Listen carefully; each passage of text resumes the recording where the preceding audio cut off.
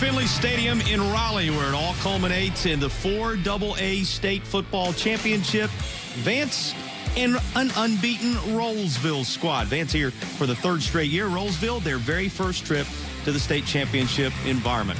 Welcome into the state capitol, everybody. Alongside Eric Gash, the former Shrine Bowler and former North Carolina Tar Heel. Jason Patterson here. And Eric, here it is, a team third straight year in the environment, trying to win back-to-back championships in Vance for Rolesville, a school established in 2013. They're here, tasting it for the very first time. Yeah, Clash of the Titans, JP. Vance is ranked #1 in the state. This is the largest classification in our state, so I'm looking forward to a great game today. We're going to be calling the names of the offensive playmakers. You know so many of them all night long. So let's look over on the defensive side of the ball and see who will be key for each team. We focus in on James Pierce for Vance. Yeah, good-looking kid right there. He's a sophomore, 6'5", 220 pounds. He leads that stingy defense that only allows 11 points per game. You flip over to the other side of things, trying to slow the Vance attack will be Caden O'Brien. Yeah, he's a senior leadership, 6'1", 240 pounds. Look for him to control. The middle linebacker is usually the controller of the defense, and they lead stingy defense as well, 17 points per game. Well, it's time to check in with the third member of our broadcast team. Here is Marilyn Payne with our Ingles Food for Thought. Jason, thank you. Our Ingles Food for Thought tonight for this 4AA state championship is about how both programs tonight, Rolesville and Vance, saw growth in their program despite all COVID circumstances. For Glenwood Fairby and Vance, he said that building on what they set up in 2019, that state championship win, it was just continuation. They modified what they were doing and they adapted to all the protocol, but he saw an increase in numbers in terms of athletes that came out for his football program, and he might be the only coach in the state, Jason, that's told us that all season long. So a nod to really what's going on at Vance. They expected to be here, and now they are. As for Rolesville, Martin Semick says that his program continues to fill the community, rally around them. Their school a little bit newer after breaking away from what they used to be, and it's Rolesville, he says. We are the identity, and we are the program that people in our community are beginning to really fall in love with and develop the program behind. So a different set of circumstances and a different feeling tonight for this 4AA state championship. That tonight, our Ingles Food for Thought. Ingles low prices. Love the savings. Stay with us here at Carter Finley Stadium. We'll be back with this 4AA state championship tonight, brought to you by West Shore Home.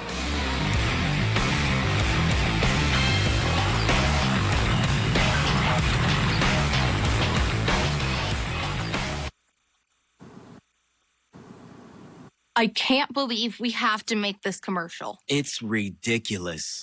You'll think it's ridiculous too. Listen to this. This commercial is about, well, it's about parents being rude at high school athletic events.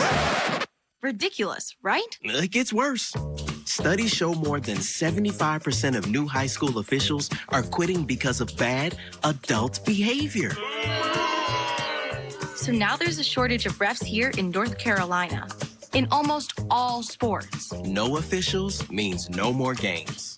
Is that what you want for us? Come on, parents. It's time to grow up. Cheer for your team. Be proud of your children. But stop being so ridiculous. And don't make us run another commercial. Because we will. This message presented by the North Carolina High School Athletic Association and the North Carolina Athletic Directors Association, reminding you to always practice good sportsmanship. And I just got the perfect bite. You get the dough of the bread, then you get hit with onion strings, then you get hit with chili, and then you're like, what's happening? How is all this going on? It is comfort food. Sonic Twisted Texan Cheeseburger or a Footlong Coney. And it's comfort food. I am because we are, which is to say that I'm shaped by the community and the community shapes me and I shape the community. And therefore, in the midst of a pandemic, without a doubt, when one is unhealthy, all of us are unhealthy. In many ways, we do have a dark history around medicine with African Americans, but this is an opportunity to move into the light. We need you to take the vaccine. You have a spot. Take your shot. Look at the way, so you see there's a strawberry in there, but look at the way that the crust, like the graham cracker crust, is like sprinkled on it. Piece of art. Sonic cheesecake glass. This is really good mouth art. Yeah. A 4AA state championship in North Carolina going to be handed out. That championship trophy right around the corner, just a few hours away for one of these two teams. As we welcome you back to our broadcast presented by West Shore Home. There is Coach Farabee. His team came up just short in 2018 against the Wake Forest squad that Rolesville kept from getting here with that overtime win in the semifinals this go-round in the East Final. Coach Farabee's team bounced back nicely, a 24-3 win over Leesville Road last year. They are the reigning state champions and the #1 team in the state. And there is Coach Martin Samick, who will try and keep the back-to-back championships for Vance from becoming reality. His Rolesville Rams developing their own identity. We talked about it. That community understands this environment. But since Wake Rolesville was split into two schools back in 2013, he's had to build this program, everybody around him having to build this program. He talked about all the prior regimes and the investments they've made and the good work they did to lay the building blocks and the foundation. And now for the first time since that split in 13 and the establishment of this school, the Rams are here trying to taste state championship glory. Yeah, JP, and it starts, back in the offseason. Of course, this has been a offseason, preseason. Who knows what's going on this year with the whole pandemic and everything. But, yeah, they focused. They're starting to make their own identity. They have identified themselves as one of the semifinalists for the largest classification in our state with 4AA, and we're looking forward to a great game tonight. If it leads up to if it keeps up with what we've been seeing, it should be a defensive battle today. And what we have seen, we saw Charlotte Catholic pick up a 14-7 win over Havelock for the 3A football championship. We saw the 2AA football championship go to Salisbury 42-14 over St. Paul's to open things Thursday night here at Carter Finley Stadium. And just a little bit ago at Carter Finley, a 10th championship all time for the Murphy Bulldogs, a 9th for legendary head coach David Gentry. And now we are ready for the Smithfield's Chicken and Barbecue kickoff of the 4AA state championship game. And we are underway. Smithfield's Chicken and Barbecue, we're grateful to serve. And as we've said all weekend, Eric Gash, my partner, and I, and Marilyn Payne down on the field, certainly we're all grateful. Jason Patterson here in the booth with you alongside Eric Gash to serve as your guide through this 4AA state championship tonight. Byron Brown, the ankle a little banged up in the first quarter of that overtime thriller against Wake Forest last week. He would continue to be a major factor in that contest, and they expect him to be just that in the state championship environment as well. Yeah, this young man is responsible for 2,500 yards of total offense. He's exciting. He can throw it, 1,900 yards passing, over 600 yards rushing. So we should look forward to a big offensive output from this young man tonight. On the first play from scrimmage, he's going to hand off, and Vance swarming to the football will limit it to just a yard on the initial carry of Isaiah Jones. Let's take a look at the entire starting lineup for this group. Rolesville breaks down like this on our West Shore Homes starting lineup. Yeah, number one, Ethan Harris. We want to keep our own out there at a wide receiver. He's the favorite target for Brown, and so we'll see how that goes.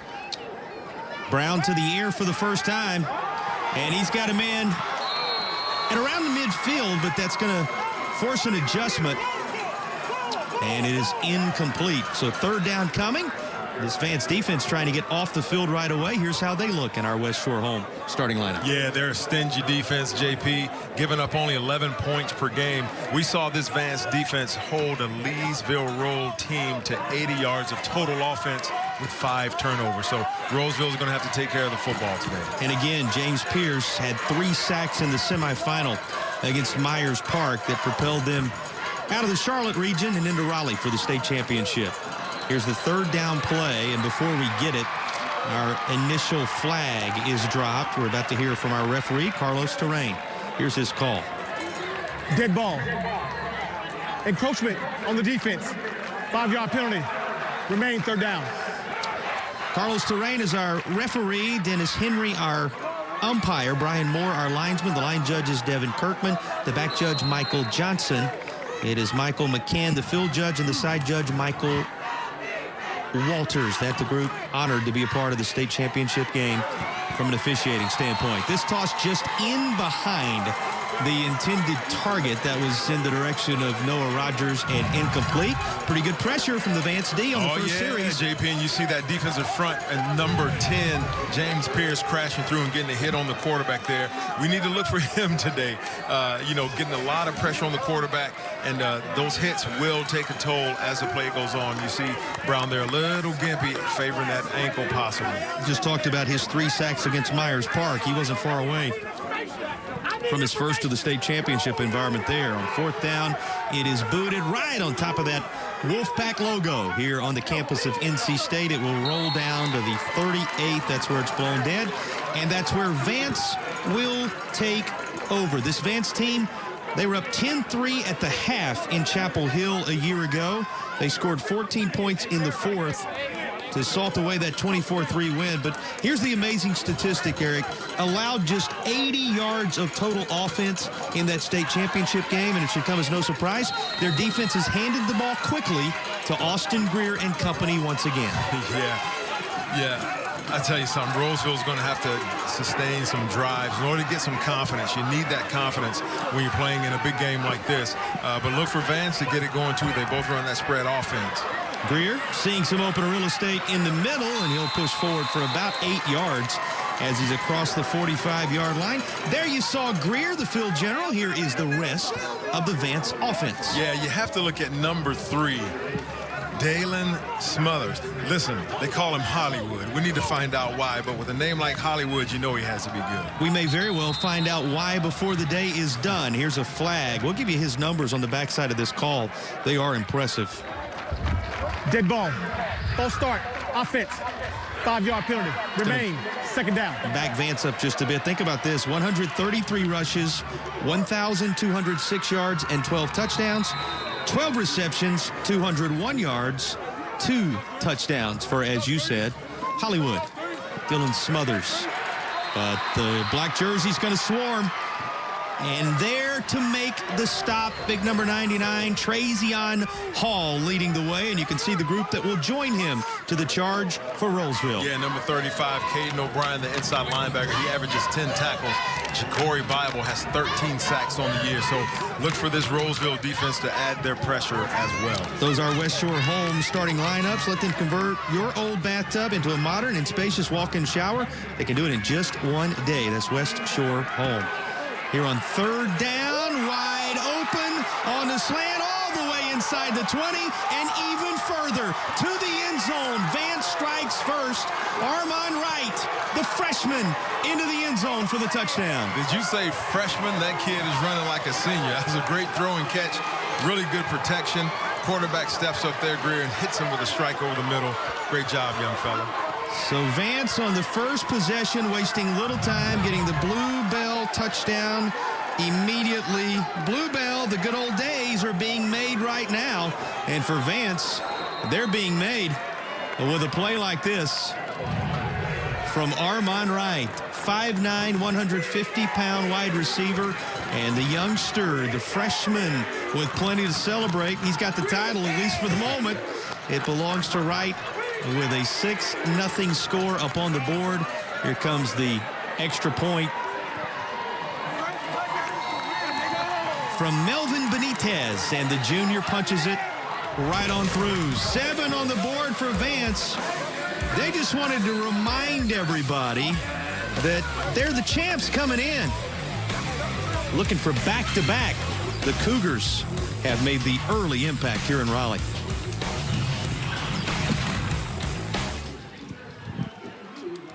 On the journey to better health, NC Medicaid Managed Care offers many paths to get there. You still get all the care your family needs, but you can choose a health plan with the doctors and services you want. Enroll by May 14th. Just find the plan that's right for you and sign up. We're here to help. Go to ncmedicaidplans.gov or call 833-870-5500. NC Medicaid Managed Care. Your choice, your care. I'm Gene Riddle. It's been a long time since my daughters were little girls. Back then, my girls would often come to the office with me on the weekend and hear of the people we helped. They saw me work hard. They saw me win for people who had been wrong. I guess it should be no surprise that my eldest daughter, Alex, recently joined Riddle and Brantley as a new lawyer. My passion became her passion. I couldn't be more proud. Riddle and Brantley. When justice counts.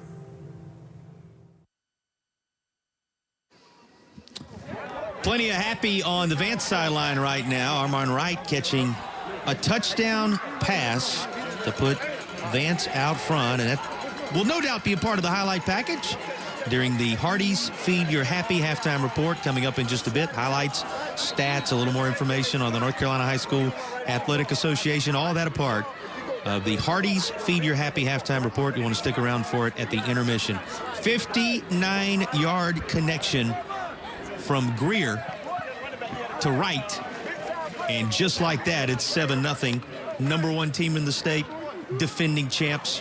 They showed you why. Yeah, they had that swagger. The young fella coming in and showing up and showing out. Big-time players make big-time plays in big-time games. They won one in Chapel Hill the last time the state championship was played to fruition in 19, and after the brief pause last fall, trying to win one in the capital here in Raleigh, and the land of the Wolfpack as well. Return just up across the 10. That's about all after the Smithfield's Chicken and Barbecue kickoff. It's time for Rolesville to take over. One more look. You wanted to see this because it was created by something that happened in the backfield. The little things, yeah. Smothers, he's their leading rusher, and they call him Hollywood, but he also does the dirty work. And he picked up that lineman that broke through. He picked him up on the block to give the quarterback time. All culminates in a celebration in the end zone to our right, down toward where it says pack goal, and the first goal, and let's get on the board for Vance, having already been accomplished. Now here come the Rams of Rolesville looking for an answer. Set up shop at the 15, and contact, a flag dropped right on that 15-yard line. Dead ball. Encroachment on the defense. 5-yard penalty. Remain first down. That'll be against Vance. They'll walk it off. 1st and 5 coming. What a thrilling finish it was to the Wake Forest Rolesville contest. In fact, Wake's only 2 losses this year handed them by the Rams. And it was double overtime that was required to earn the trip here for this Rams crew. And firing away. Caught. That's beyond the marker. So our initial Riddle and Brantley first down of the ball game for the Rams having been secured here. Riddle and Brantley injured in an accident. Call Riddle and Brantley when justice counts. Here's the delivery, standing in there and firing it on target for the first down. Yeah, it looks like Vance is playing a little bump and run, man-to-man coverage. And it's funny, the 2 encroachment penalties were against the DBs, who were there just getting up in the faces of those receivers and beating them off the line of scrimmage. Kept on the ground here, but how about the numbers through the air for Byron Brown? 108 completions in 205 attempts, 1,870 yards. We got a player down here as Dunn, who I was talking about that region championship in which they worked their way out of the West. It was Dunn, a big factor in that. He scored the overtime touchdown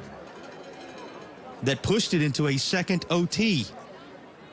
He had a 10-yard score in that first overtime period, which then allowed the defense to come up with the fumble forced for a loss, followed by an interception. And then Verstegen's field goal capping off the win over Wake Forest, the second of the year. So here's one of the key contributors for this crew, and he is down at around the 25-yard line. Yeah, that's tough. You know, we know that, being almost 70 degrees playing in a state championship game, it's important that you look at just conditioning, but we're not sure what happened here. Could have gotten his ankle rolled up on, or you never know what goes on at the bottom of the pile. But a lot of bodies in there. Yeah, a lot of bodies. You hear the fans cheering. I hope that's it. He's up on his feet and able to walk off under his own accord. And it's worth reminding and restating as he does head off toward the far side. Dunn scoring the 10-yard touchdown that sent it to double overtime, and then Verstegen with the field goal that capped it, what would eventually be a 24-21 double overtime victory over Wake Forest, which propelled Coach Samick's squad to this championship environment against Vance. And that was after they had defeated Wake Forest 36-3 back on the 26th of March in the regular season. Again, keeping the team that Vance first played in a state championship environment back in 18 from being able to get back to the state championship again this year, one of the perennial powers in the state. A little bit of a low throw, but good adjustment and getting all the way up to the 30-yard line. After making the reception is Isaiah Jones. Yeah, we're seeing some good football here, JP, on both sides. Flag down at the 16, though. So we'll see if this sticks. A little bit of a grimace there, you could tell, as you were right up. Personal foul. Here's the call. Roughing the passer on the defense. 15-yard penalty from the end run. First down. Just going to say a little bit of a grimace from Brown there as you were right up in his helmet and got to see that he was feeling the lingering effects. Remember, this is a young man battling through an ankle injury from a week ago in that Wake Forest game, and he's already taking some heat, taking some pressure here, Eric. Yeah, I'm sure that that's within the in the game plan is to put pressure on him, you know, and see if he can knock him off of his perch and get him moving a little bit. First down, going to be hit again, and this is going to fall harmlessly to the turf just in front of that state logo, and he's a bit slow to get up once more, getting help from a couple of those offensive linemen there, including Justin Mercaldo, who was there, one of the seniors on that line. The pursuit was true for Lee Campbell and company. Those fellas, they're relentless. They're coming, JP. They're playing man-to-man on the corners and sending the house and just, you know, putting that pressure on the quarterback and seeing how he's going to handle that.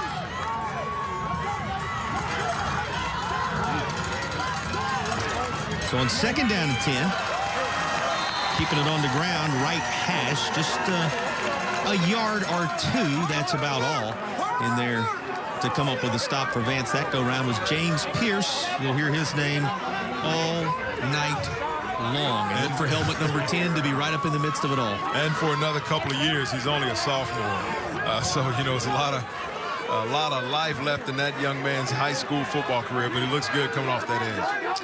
Rolesville on third down and 10 now. Trying to answer the first touchdown of the game, which belongs to Vance. And this is in open real estate at the 35.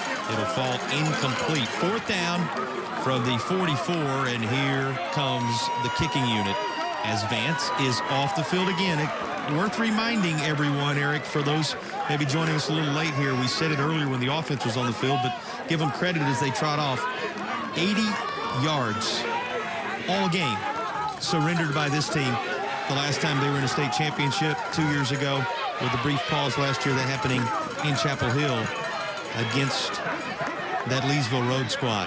And this is going to be in and out of the hands of the return man. It'll belong to Rolesville. A game-changing moment early. And at the 24-yard line, the Rams will have the football and a whole lot of energy. JP, I have on my keys to the game for Rolesville. Number one, big play on special teams. And it doesn't get any better than this. And it takes a lot of courage to have your head up, eyes on the ball up top as a punt returner, because you have 11 guys running full head of steam right down the hill.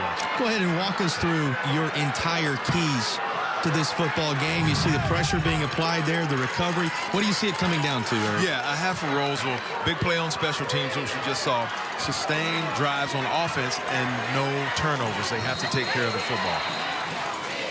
7:57 to play first period. A flag down before the initial play is run after the 32-yard punt. It's against Vance. It's their first warning of the game. So a sideline warning, and it's assessed to Vance this go-round. Well, a fumble forced by Faulkner, recovered by Valentine, and now set up nicely at the 24-yard line, where it stays in the interior, and Vance able to smother that up after just about a yard or two. Rolesville with Isaiah Jones getting his number called once more. Boy, capitalizing right here off of this seems necessary for the Rams to serve notice on the defending champs that they plan on matching them score for score throughout the night. Yeah, and that's a tall task, JP, because this defense is relentless. If you can look and see, they're man-to-man, and they have 7 in the box. And what they're saying is, if you're going to beat us throwing the ball man-to-man, you're going to have to beat us. But we're going to send the house, and they're always going to send one more than they can block. Maybe a yard for Jones here. Third down coming. Now, we've got our 2 officials talking things over at around the 25-yard line. And here comes the explanation. Well, look like there it is.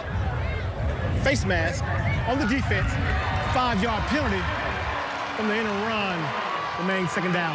Thought it looked like that Mr. Torian was getting ready to share it with us. That picture worth 1,000 words tells you the reaction and the response on the near sideline. And so a second down play, you got a great glimpse of that man-to-man as the toss is made just beyond the sticks at the 10-yard line. That'll move the chains. Another Riddle and Brantley first down, and setting up shop here in the American Military University red zone with a Riddle and Brantley first down. Rolesville continuing the march. Yeah, that was a nice route by Noah Rogers there. We call that a Utah, where you fake like you're going inside and then roll back to the out. Because when you're playing man-to-man, you want to force them to the outside, and so that worked out well for them. First and goal from just inside the 10, and this is going to back them up. Well, the reaction speaks volumes. Jonathan Cannon, like he was shot out of one on the scene for Vance this go-round. Like I said, JP, they're always going to have more than you can block. They're 4 wide receivers, right? That leaves 7 in the box. You have 5 offensive linemen and 1 back. They have 1 more than you can block because the quarterback is not going to block. And so they're playing man-to-man, and they're sending the house. Cannon, the senior, he's every bit of 280 as he works his way in there. Solid effort from that young man already. Second down. Still goal to go. Looking for the end zone. Toss. Caught and able to hang on is Noah Rogers. Touchdown for Rolesville, and they are in this thing. And I'll tell you something. Trip to the state. There you go, JP. I'll tell you something. That'll get you out of man-to-man. Making throws and catches like that. And because that's what Vance is doing. They're daring you to beat us. And so they have all these men in the box, and it's just man-to-man coverage. It was pretty good coverage, but it was a better effort on the receiver. One more look at the Blue Bell touchdown. 5 plays, 24 yards, 145. Capped with the 13-yard toss to Rogers. And the extra point good as well. 7-all with 6:12 to go in the first. Looks like we have ourselves a title game in the 4AA ranks in North Carolina.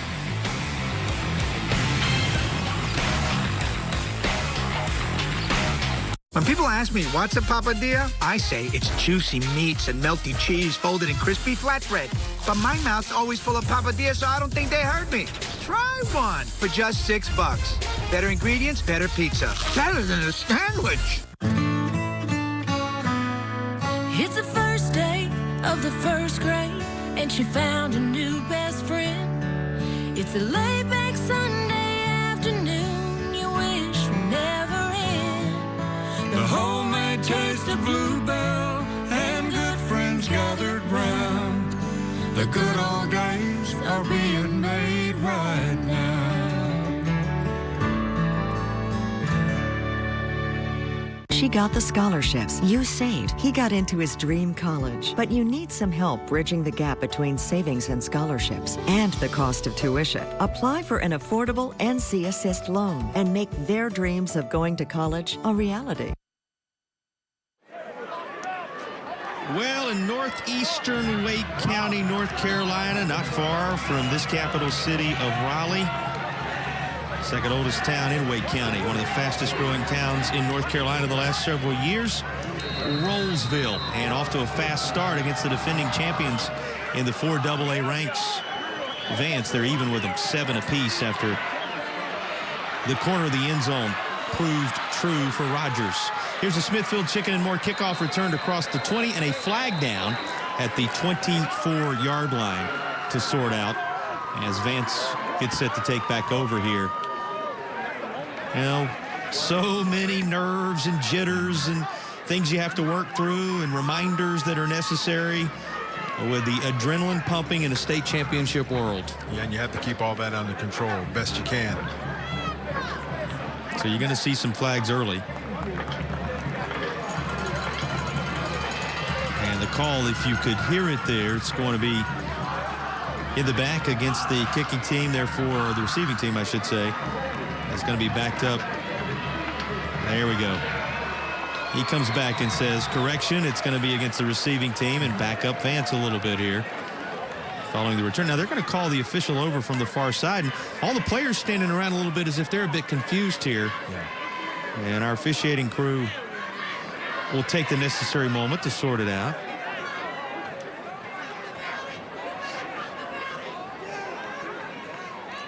Well, and these crews working together in a state championship environment, getting settled in, receiving the honor of working a state championship game for the good effort that they've provided and the way they were graded and scored across the course of the regular season, the spring regular season, no less. But once it's all sorted out, they'll walk it off to the 13-yard line, and that's where Vance will take over. First down, and they will need the 23 to move the chains. Is it simply a first down start from the shadow of their own goal line? And that's a 23 and a whole lot more. Still moving is Greer, and he's up near midfield at the 45-yard line. For all the talk about his ability to throw the football and what he provides, you see the big weapon he is when he decides to tuck it and go. Has a Riddle and Brantley first down for Vance. Yeah, great zone read. They're running a jet sweep here now. You see the total team speed of Vance as well as Rolesville. But yeah, it was a good read. You read the defensive end on that. Good keeper and big gain by Greer. Hassani Allen getting into the mix as he has more than half the yardage needed on the Riddle and Brantley first down play. He's up across midfield and into Rolesville territory at the 49-yard line. Make it second down and 4.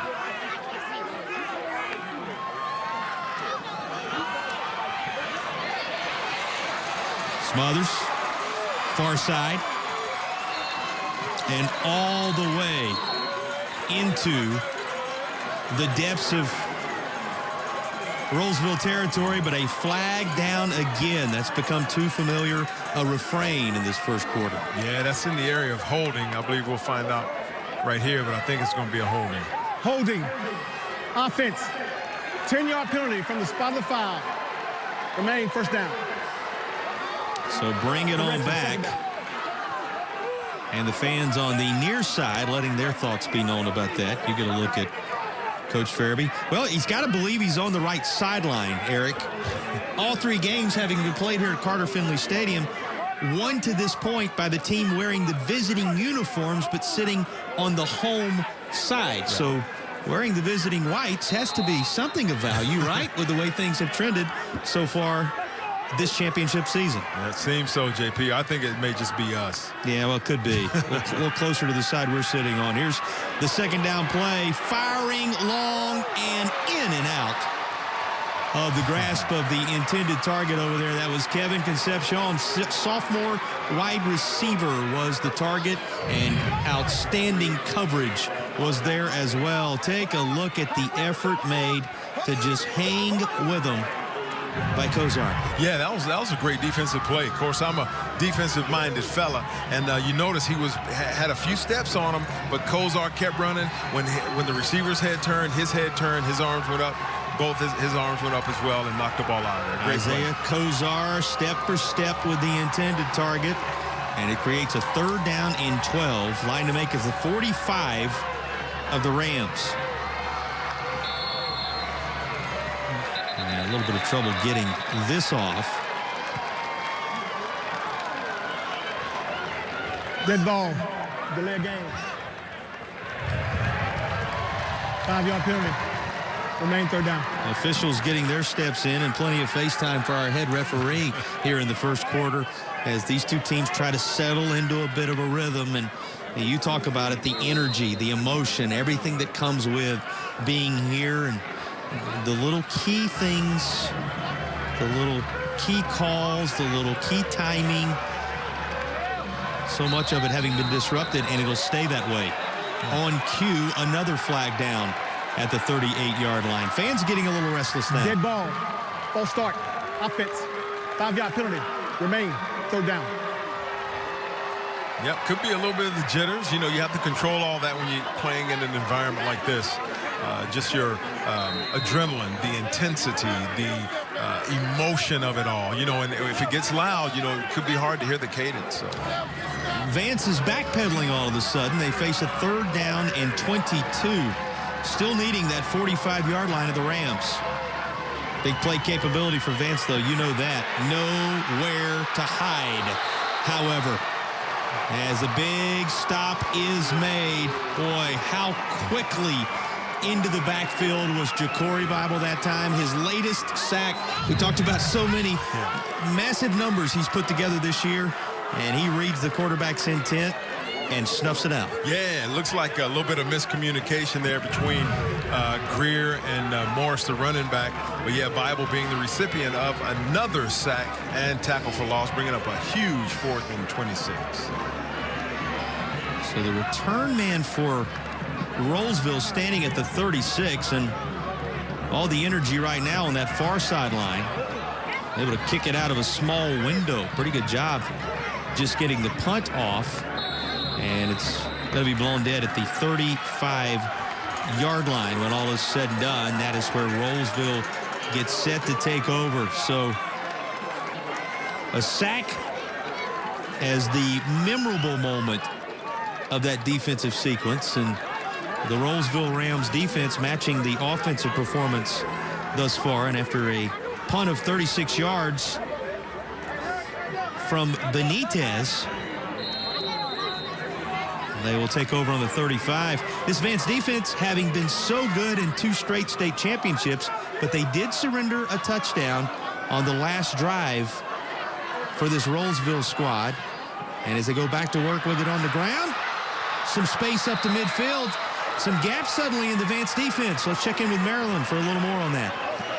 Jason, you mentioned the defense just being the statement for Vance in the state championship a year ago. Well, they lost 9 starters in the offseason. The message to this young defense from coordinator Anthony Hackett: don't lose your mojo. They scored, so what? Stay true to who you are. We still got this game. This is our championship, he said. And filling up holes that time, Jalen Swindle, the junior out of the defensive line spot, 6'2", 265 as he slides in there. Nothing but the line of scrimmage available to Rolesville that time, 2nd and 10. Play fake, and then having to scamper back to get within a yard or 2. That's going to be about a 2-yard loss when all is said and done, as it took a moment for Brown to work his way through some traffic. Could have been a whole lot worse, but it's still 3rd and 12. Yeah. And once again, that smothering defense, they'll get the timing. You know, you slowed that defense down by changing up the cadence, you know, sending some guys in motion, bringing in an extra blocker back into the box, just to kind of help give your quarterback a little more time. Rolesville unblemished. They defeated Rocky Mount to start the year 42-7. 56-35 the win over Wakefield, 31-20 over Knightdale. We talked about the 36-3 win over Wake Forest the first time around. As the flag comes down here, we'll finish that up for you. 29-21 over Heritage. Here's the call. Dead ball. Encroachment. Defense. 5-yard penalty. Remain 3rd down. 35-14 over Holders. They defeated Holly Springs in a 41-0 shutout. 47-30 over Hoggard. And then that 24-21 double overtime thriller that propelled them to the state title game, and they're embracing the opportunity right now. 3rd down. Going deep. Nearly reeled in with one hand far side as they were looking to connect with Ethan Harris on the sideline, but it is incomplete. 4th down coming. Yeah, I'm impressed, JP. They're taking them vertical. you know, they aren't afraid of doing that. You know, they're taking some shots deep, and we saw it paid off with the touchdown, but that could have been hauled in there trying to get that you got mossed catch with the one-handed grab. It was close. It was close. Return man standing back at the 20 for this Vance team. They defeated Mallard Creek 27-7. On the road at Hopewell, this one will catch your attention, 71-0. The second contest of the year, so you know how explosive this offense can be. And it's down inside the 5. What a punt, and the coverage just as impressive as they will be backed up, this Vance offense, into the shadow of their goal line after this tremendous punt. And Rolesville play a little field position game here now after the 45-yard punt from the young man who was the hero of the semifinal contest of the regional final championship game. Verstegen with one of his better special team performances of the championship contest so far. No way to rush out of there. Line of scrimmage, that's all. Finishing up on Vance, Eric, they defeated Mooresville 42-14, West Charlotte 54-0 in a shutout, 35-16 win at Lake Norman, then 42-0, another shutout of North Mecklenburg. Did we say this defense is pretty good? Pretty good. 41-28 against Audrey Kell, the 24-10 win over Huff, and then the 42-7 victory over Myers Park that propelled them here. That's the spring season in 21 for the Vance Cougars that lost to Huff 29-22, the only, as I said, setback of the year. In his end zone, just able to shuffle it out of there. It's going to be ruled an incomplete pass, but that had disaster written all over it. It sure did. And, you know, Rolesville, they're playing their game plan right now. Staying solid on defense. You notice how Greer can scramble. Just want to kind of slowly constrict that pocket. And he just got it away there, you know, being hounded by the defensive end coming from behind him. But, you know, they're just going to constrict him and try and slowly close that pocket. And their plan looks like a cover 2 here. Third down, 9. And standing on the goal line as they take the snap. This is going to be a first down. Now a flag comes in, so it may end up negating the tremendous run by Dylan Smothers. We'll see. But Smothers enough for a Riddle and Brantley first down if it were to hold. Had a late flag, almost touched the clouds. And let's see if they're one and the same, or we're looking at a couple of different infractions. One is at the 16, the other on the far hash at around the 15-yard line. Well, you say this, Men in Stripes have been incredibly busy in this first period. They certainly have. Making up for it. We didn't see a lot last couple of games, but we're seeing a lot here. And some explanations being handed down to the coaches. In just a moment, we expect to receive it for you at home as well. And there are here 2 fouls on the play. There's your Blocking answer. it back. Offense. Has this to the goal line. After the play, unsportsmanlike on the offense. Has a distance. So you're going to go half the distance, and then you're going to cut it in half again, because both fouls, yes, they were separate fouls, but both of them against the Cougars of Vance. Wow. Yeah, field position is becoming even more important as this quarter, still in the first quarter, as this quarter progresses. Yeah, and Vance going the wrong way right now, JP. So standing in his own end zone, getting set to receive the snap all of a sudden, is Austin Greer.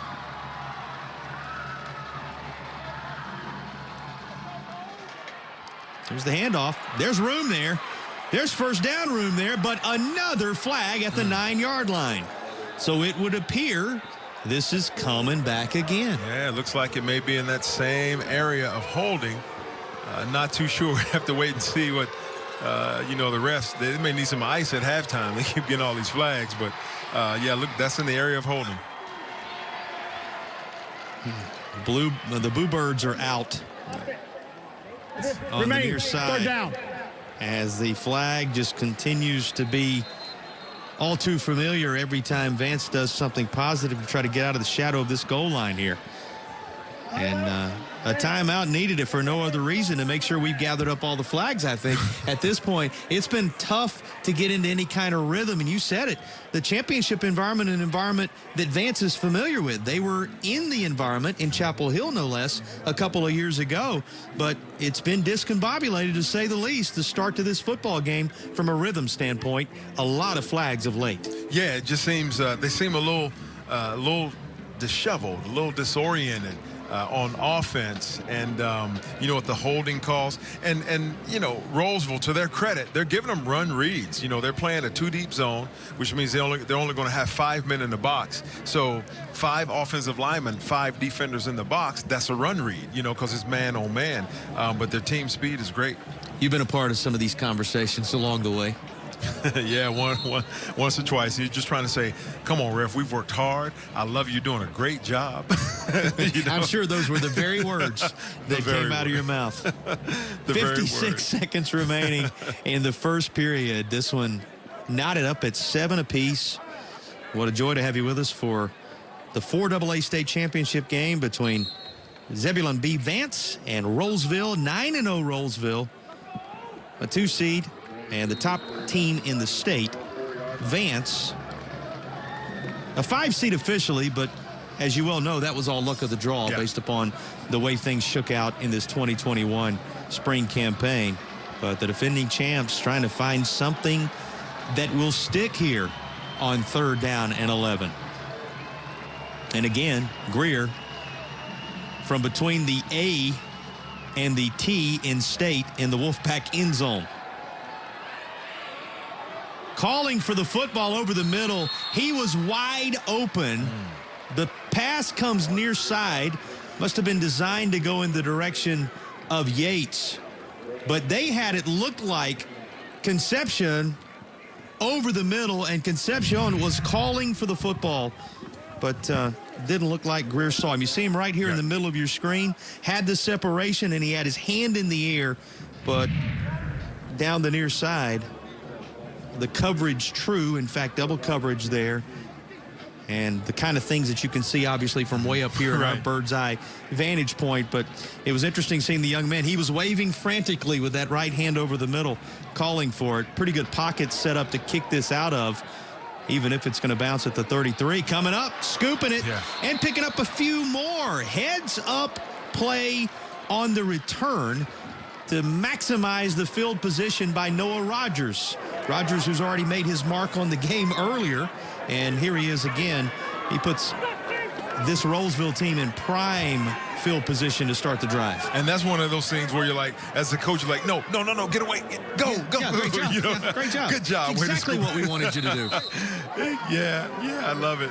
Field position. You know, like I said, JP, looking at the keys for the game for Rolesville, big play on special teams. And special teams is that third phase of a team. Offense, defense, and special teams is coming up big for Rolesville right now. So the drive will begin on the 23-yard line. And Rolesville looking for its first lead. Just a little bit too much energy on that delivery. Rolesville trying to get right back to Isaiah Jones immediately, but it's too tall and incomplete. Yeah. Now, JP, since Vance is going man-to-man, don't be surprised if we see trips into the boundary one time and a wide out here to open up that slant. But when you get man-to-man, you'll see that the back out of the backfield has to be covered by a linebacker, and the back was almost open there. Well, cutting across the middle into coverage.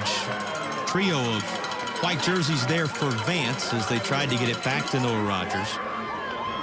And Rolesville now facing 3rd down and 10. I feel like if you're Rolesville, it would be a major miss if you're not able to get some points out of this situation. Yeah, against a stingy defense like Vance, 3 points, you know, it's just as good as a touchdown. You have to get something, plus that'll put them ahead. Well, and you got a great kicker who can pull that off, as we said, kick the game winner in the game that placed them in the state championship. But too much air underneath this pass as well, and the receiver had broken away. He had the first down easily on a turn. Had the ball been anywhere that Rory Jones could come away with it, but instead it's incomplete. Yeah, you had Jalik Harrington put a little bit of pressure on him right there, the senior linebacker, 6'1", 205. You know, it's a clock in your head. Those hits add up, JP, and you keep getting them. Your head, you're thinking you only got a few seconds to get rid of the football. So this is going to be a 40-yard field goal try for Devin Verstegen. Instead, the fake. Vance is all over it. And the Cougars are going to have the football at around the 35-yard line. Well read and turned away by Vance, the fake attempt that Rolesville drew up. Wow. Yeah, didn't see that coming, JP. But nonetheless, you know, you roll the dice, you practice these things, and just didn't come up for Rolesville right there. But they tried to make something happen on special teams, and he just ran it right into the teeth of the rush. Had to be the extent of the range, especially in terms of a high school kicker, period, even though you've got a really good one who's made some solid kicks for this Rolesville squad. So you're thinking, well, what do we really do here? They decide to mix it up just a bit, but Vance was ready. And here come the Cougars with just seconds remaining, under a half minute to go, in a first period that has seen these teams play to an even 7-7 score. And upended is the ball carrier Smothers. That should keep the clock rolling and perhaps bring us to the close of the first quarter in the 4AA state championship game. What a first period. It's been entertaining. Another of those contrasting style affairs that keep you on the edge of your seat. The chess match that you wonder who's going to come out on top. We can't tell you much just yet. These teams even at 7-7 after one quarter in the 4AA title game.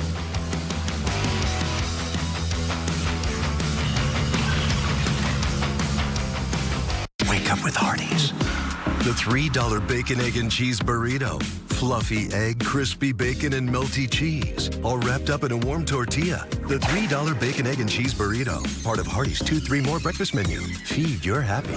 What's your favorite cowboy call, Chandler? Yeehaw! I feel like your cowboy call would be yippee. Excuse me? Yippee! You literally texted me that today. I did text you yippee today. Sonic Twisted Texan Cheeseburger or a footlong coney? Yee-wee!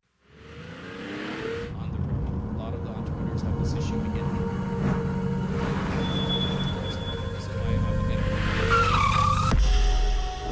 You've been in an accident. Another car hit you from behind. Will the insurance company provide for extended medical care? Call Riddle and Brantley, where we'll fight for the money to cover your long-term care. It's your future. Riddle and Brantley, when justice counts.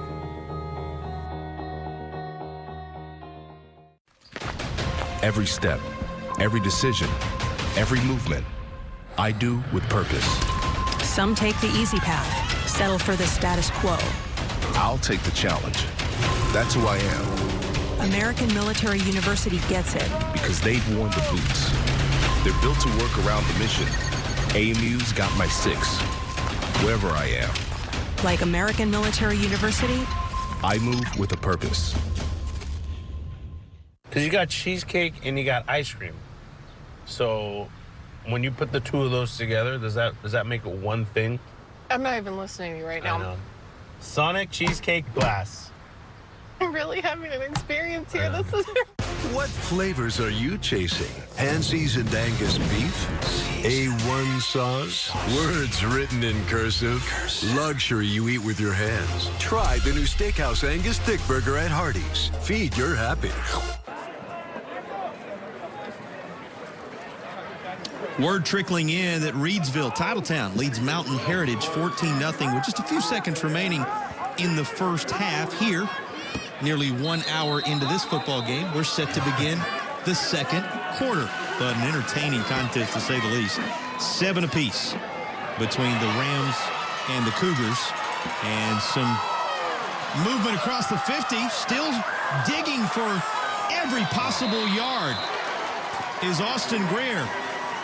And he is inside the 40. That's the spark that Vance was looking for nice to begin run. the quarter. Nice run by the young man. They're reading that defensive end, JP. So if the defensive end crashes down with the run fake, then the quarterback's going to pull it and get around the corner. If he sits still, they give the ball. And we see that Greer had a big game. 28 yards later, he has a 1st and 10 set up at the 38. Well, you know there's got to be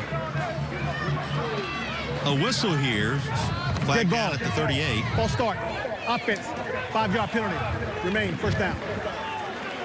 Well, this is by far, for the 3 games that we've seen so far, Eric, as much of a challenge as there has been on any side. We've had some big penalty yardage here and there, but as much of a challenge as we've seen just getting into a rhythm offensively, what Vance has dealt with to this point, I mean, they've been penalized now 14 times for almost the entirety of the football field. And again, we're at 11:15 to go, second period.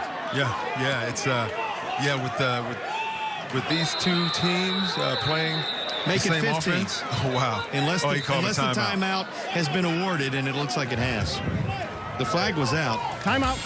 Vance. The timeout is second there. charge timeout and a half. We'll catch our breath as well. 7-all just underway in the second quarter in the 4AA title game.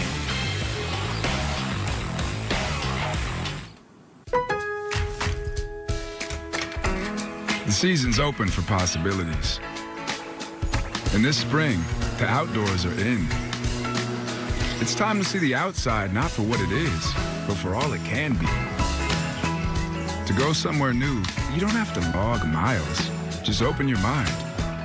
The place you want to go might be just outside your door. Lowe's. Home to any budget. Home to any possibility. This pandemic has taught us one thing, as harsh as this has been, is that we truly do need each other. We value who you are. We value this community. We value this country and this state. Don't wait until you would have wished you had. Go ahead now. You have a special spot. Take your shot. You have a spot, so come on and take the shot. COVID-19 vaccines are open to anyone 16 and over. Find your appointment today. Visit myspot.nc.gov. Well, when we get there, we'll have the Hardee's Feed Your Happy halftime report. It'll be stats, highlights, and one stat that gentleman I know does not want to see right now, and that is the penalty yardage. Eric, 14 flags for 91 yards against Vance, and not a single flag to this point against Rolesville. They've played crisply, and Vance has had a little trouble getting into that offensive rhythm. Let's see if that changes here. This is going to make it tough. The pursuit good. And up across or down across the 40 to the 39, down to the 39. That's about all. Pretty good pursuit there. As you see, Rolesville's Ethan Daniel among those who is working his way toward the football. Got to be, and again, you're going to get a glance at this run. Kevin Concepcion for Vance. Got to be something rolling around in a coach's head when you think in terms of all the flags we've seen, and every one of them, mind you, having gone against the #1 team in the state, the defending champions. Yeah, seemingly one-sided, and it drives you crazy as a coach because, you know, those are just free yards right there. You know, with only 122 yards now, you've been penalized. A football field. A football field. Yeah. To the air. And on the far side, they have continued to get Concepcion involved. We saw a moment ago here. Joseph Morris getting his number called. And now Greer, nice job saving the snap. The speed's going to make the difference. Able to turn the corner, get inside the 25 to the 20, and pull the man along down to around the 17-yard line is Smothers. There's Hollywood again. There he is, Hollywood. Aptly named, this young man getting these yards after contact. You know, he's outrunning the defender to the corner, and even after he gets contacted there, he still gets about another 5 or 6 yards. Well, despite all those penalties and setbacks, here are the champs in the American Military University red zone looking to reestablish the lead. And this is a direct to Concepcion once again, but he is covered up quickly this time. And there, as he has been so often already, Ja'Cory Bible there to make the stop. By the way, the American Military University red zone our sponsor, each time these teams are knocking on the door for a score. They remind you to rise to the challenge with a degree from American Military University.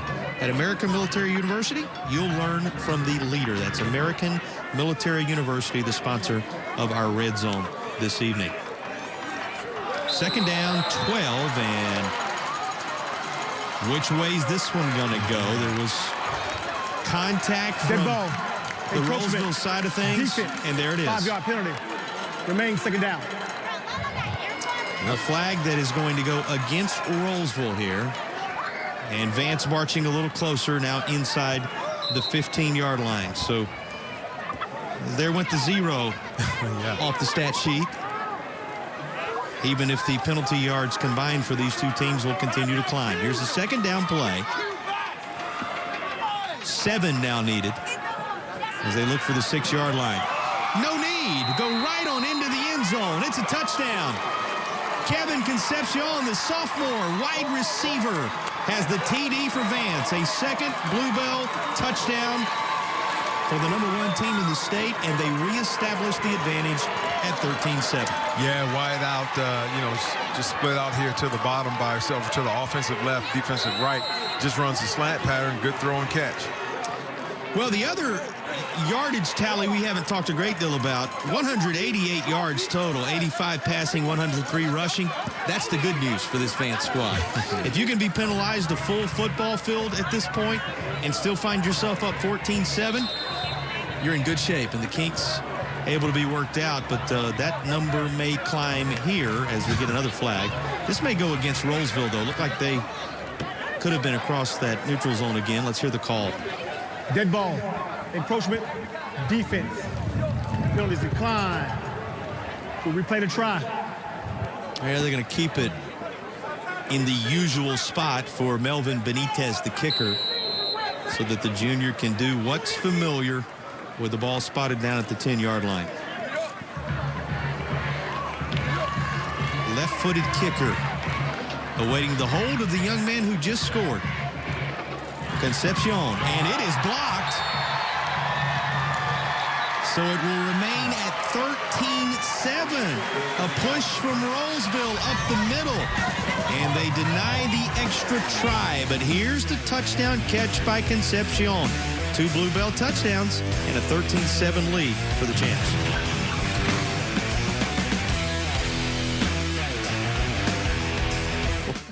What is it? No, it's a head scratch. Game day is upon us, when hopeful throngs of couch-bound conquistadors band together for the agony and ecstasy of football fandom. When the palate-pleasing pleasure of wings, burgers, and bratwurst is eclipsed only by the sweet taste of victory.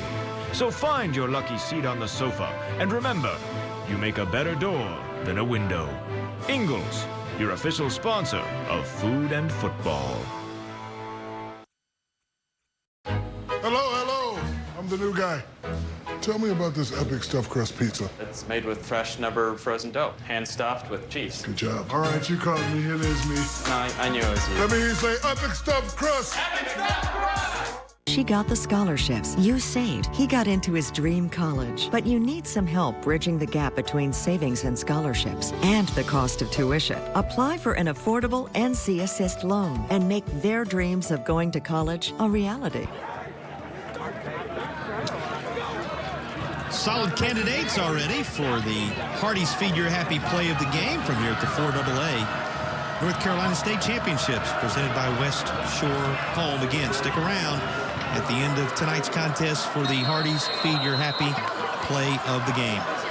Having crossed over the 6 o'clock hour, you may have to stick around a while to see the end of this one, but we're happy that the championship environment is being extended for you, and certainly glad to have you with us. Cutting in front and grabbing the opportunity to return with a cut. And bringing them to life on the far side is Noah Rogers. What a start he has to the state championship game for Rolesville. And a Smithfield chicken and barbecue return continues the special teams domination for this Rolesville crew. What a gutsy catch and what a gutsy play. This kid's a sophomore. It wasn't even his ball. He stole it and almost takes it to the house. JP looking back at it.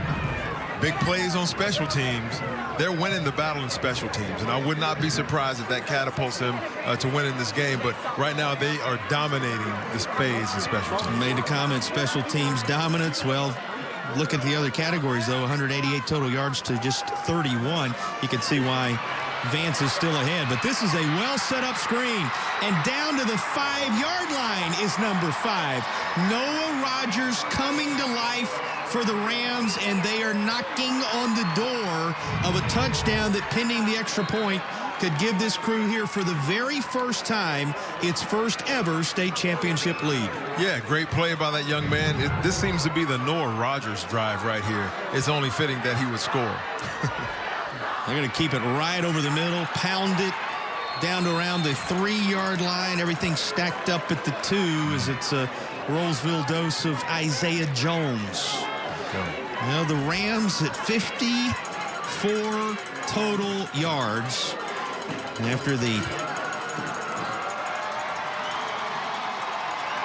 effective nature of this drive to this point. And here they are in the American Military University red zone on this 2nd and goal play, searching for a second Bluebell touchdown of the night. Shadows taking over at Carter Finley. And the defensive front for Vance taking over this 2nd down play. Coming out of there with a great deal of energy is Zarion Jackson Bass, the sophomore defensive lineman, bouncing around a little bit with good reason. Yeah, something about this sophomore class, JP. These young men are playing today. I mean, they're dominating. You know, Concepcion, he's a sophomore. This young man's a sophomore. You know, Noah Rogers a sophomore. Now it comes down to a 3rd down goal from just outside the 5-yard line. To the corner. It's only fitting. Caught again. It had to be Noah Rogers with another memorable touchdown catch, a Bluebell TD for Rolesville, and they'll try the extra point that would give them a state championship lead over the defending champion Cougars. How about Noah Rogers and this latest Bluebell TD? This is his drive, JP. You know, and I said it just a couple plays earlier. Man, he's got to score this touchdown. Great throw. It was really good coverage. He was smothered up, but great throw and great catch. He wrestled that ball away. The big return and you know, the little screen to get him down there, and then the touchdown. A 23-yard pass down to the 5. And then he catches the touchdown pass for 6 yards that matters. The extra point, true. We told you how good the kicking situation has been in key moments along the way. And with this punch right on through by Verstegen, it is now 14-13 Rams for all the good work done by Noah Rogers. How in the world do you cover him? You can't do much more than what you just saw. It was handled well by Nathaniel Spindle, but Rogers just was simply not going to be denied. That's right, making this bid for player of the game, baby Megatron. How about that? That was a great grab. Great grab by the young man. And it's 6:33 to go in the first half. 1 point separating these two 4AA combatants. Northern 4A's Rolesville Rams. You know how tough a league it is. Heritage, Wake up there. And these Rams, the class of Northern 4A this go round, going unbeaten through the league and trying to put together a perfect season here in the spring of 21. Well, we'll have our player of the game brought to you by West Shore Home before today is done. We've seen a couple of guys already, I think you might say, nominated for that honor. West Shore Home, of course, reminding you that they're in position to convert your old bathtub into a modern and spacious walk-in shower. They can do it in just one day. And two teams that have shown you they can swing the balance of power in this football game with just one play. Continue on at the 6.5-minute mark with Vance setting up shop at the 20-yard line. And now it's, well, timeout having been called for this go-round. Timeout. Vance. That's their final. For Vance, that's the third and final timeout that will be available to this group in the half. Well, if you're Coach Farabee, you have to be well pleased with some of the special teams challenges that have been there, with some of the challenges in rhythm, as we talked about, with the penalties that have been there. Here your team is really 1 point down on equal footing with a Rams team that has had so much energy of late. And you flip over to the other side, Coach Samick has got to love the way his team has rolled all that energy from the semifinal into this environment. And you wonder, your team here for the first time, how are they going to handle the environment? How are they going to respond? What are they going to do? You think about how few miscues there have been for Rolesville and how they have answered back on both of Vance's touchdowns. This is a crew that came to play today. Certainly. It looks like they have a half of Rolesville here. I mean, the stands are packed. Is They're anybody playing some good ball. It is close by, but is anybody left? Who's manning the town? As this is going to be out across the 20 to around the 23-yard line.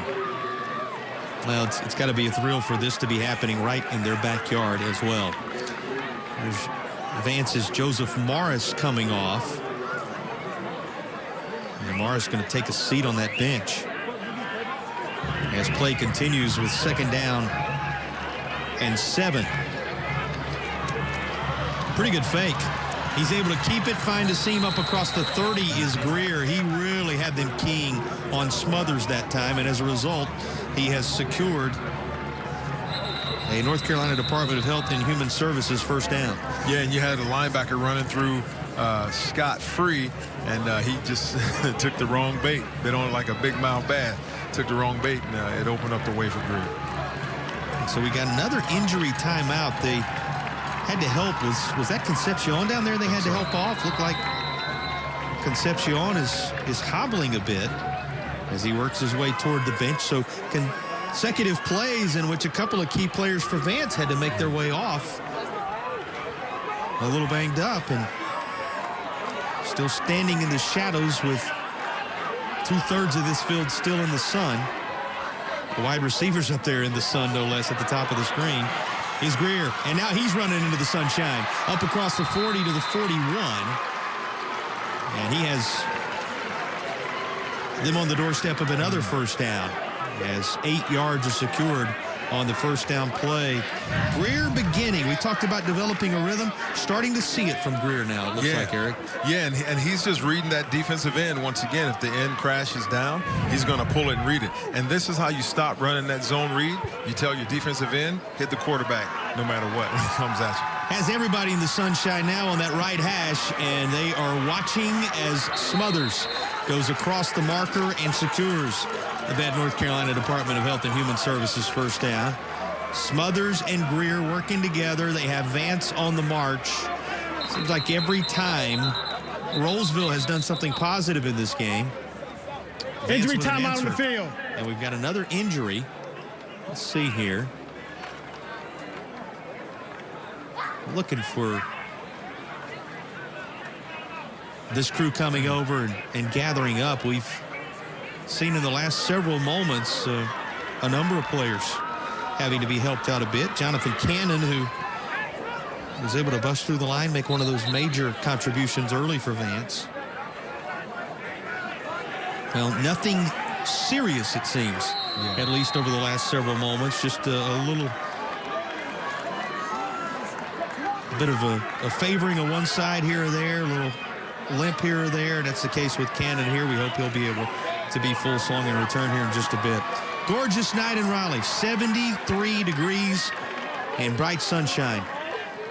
Still filling up Carter Finley Stadium as it is Smothers this time making the catch on the run, but met quickly is Smothers, and that is going to be dealt with immediately. How often have we seen it, and he's just the latest of the young men for Rolesville, to step up and make his contribution on the defensive side of the ball, slowing this Vance crew. Because you got to remember, he scored 71 at one point this year and a 71-0 shutout, 54 and a 54-0 shutout. I mean, this team can move, but quieted there.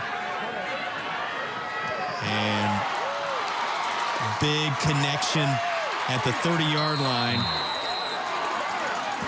Love the effort. Love the effort there by Armand Wright. I was going to say, here's the guy who had the touchdown earlier, Armand Wright, and he reels in the connection here. So right after the big play a moment ago defensively for Rolesville, Vance with an offensive contribution.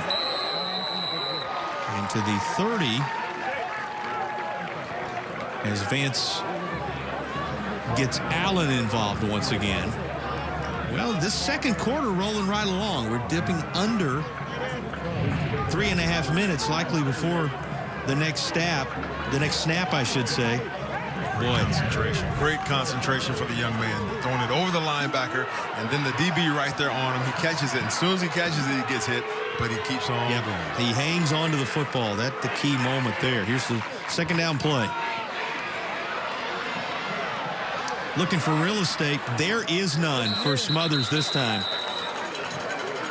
Line of scrimmage, and that's all. Wow. So it will bring up 3rd down and 9. Might have got about 1.5 yards there when all is said and done once he fell forward. So 3rd down and 9 coming. They need the 19-yard line. This is just inside the 28 where the snap is going to be taken. Actually, in the shotgun, he'll take the snap back around the 35. Here's Greer. Sees all kind of space. There's first down yardage there for the taking. And he has it to the 18. So move the chains with a North Carolina Department of Health and Human Services. First down for Vance, 2:35 to play. They're in the American military red zone once again. Yeah, just keeping the drive alive, using his legs to do so, just taking what the defense gives him. Great vision. And on that play before with Hollywood Smothers, man, great vision and balance. It's almost like you couldn't tackle that kid in the phone booth. Timeout called for. And Rolesville now with a couple of timeouts that were in their possession. Up on the scoreboard. Remember, the Cougars having called all 3 of their timeouts in the early stages of this game, trying to avoid some of those penalties that began to accumulate in the first quarter particularly. So if the clock is to be stopped, it's going to be stopped by the Rams of Rolesville the rest of the way. Again, a couple in their possession to do that with, and they're trying to stay the push of this Vance team. You look back across this first half, Eric, a score with 9:58 to play by Vance on the 59-yard pass from Greer to Wright. And then after Rolesville had the 13-yard connection between Brown and Rogers, Concepcion caught a pass from Greer with 8:29 to play in this second period, to be answered by the 6-yard pass between Brown and Rogers again. And now will it be Vance in what has been a back-and-forth scoring affair tonight? Looking that way as they continue to push forward a little deeper into the American Military University red zone as they once more call the number of Allen. Yeah, right there, the defensive end, number 11, Ja'Cory Bible, just got up the field a little too much, and they just ran right inside of him. There's going to be no running anywhere on this play. As quickly to it was Caden O'Brien. He's our defensive player to watch coming in. Fills up some space there in the heart of this D. Watch him break through right here. So lost his footing and still got there. And there you have it. That zone read hit the quarterback every time, and they'll stop him from running. Second down from the 9. And it looks like he's going to be able to beat them to the corner. He will. A Blue Bell touchdown for Dylan Smothers. Hollywood into the end zone. And the lead reestablished for the Cougars of Vance. Hollywood is showtime. This young man has the speed, the agility, the vision to be a big-time running back. And guess what, JP? He's a sophomore. Yeah, a lot of football left. The high school career of that young man. Now, will they opt to try and get it to 21 here and now, or just kick the extra point? We'll see. But here's another look at the Blue Bell touchdown run. Blue Bell, the good old days are being made right now. They certainly are for these state championship participants. And they are going to try to go ahead and secure the two-point conversion, push it to 21.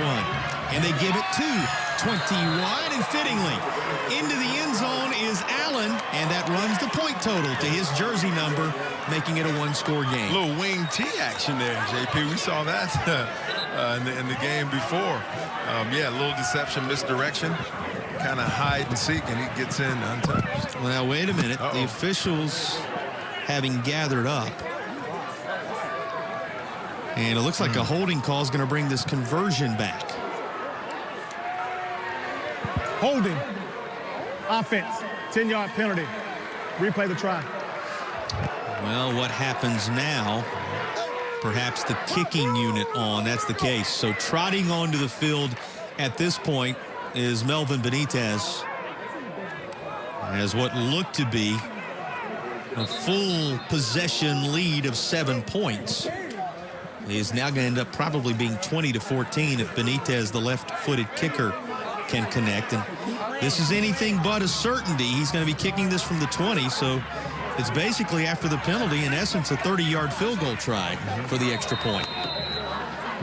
And we've seen the difference that's made in the NFL when they move the PAT back.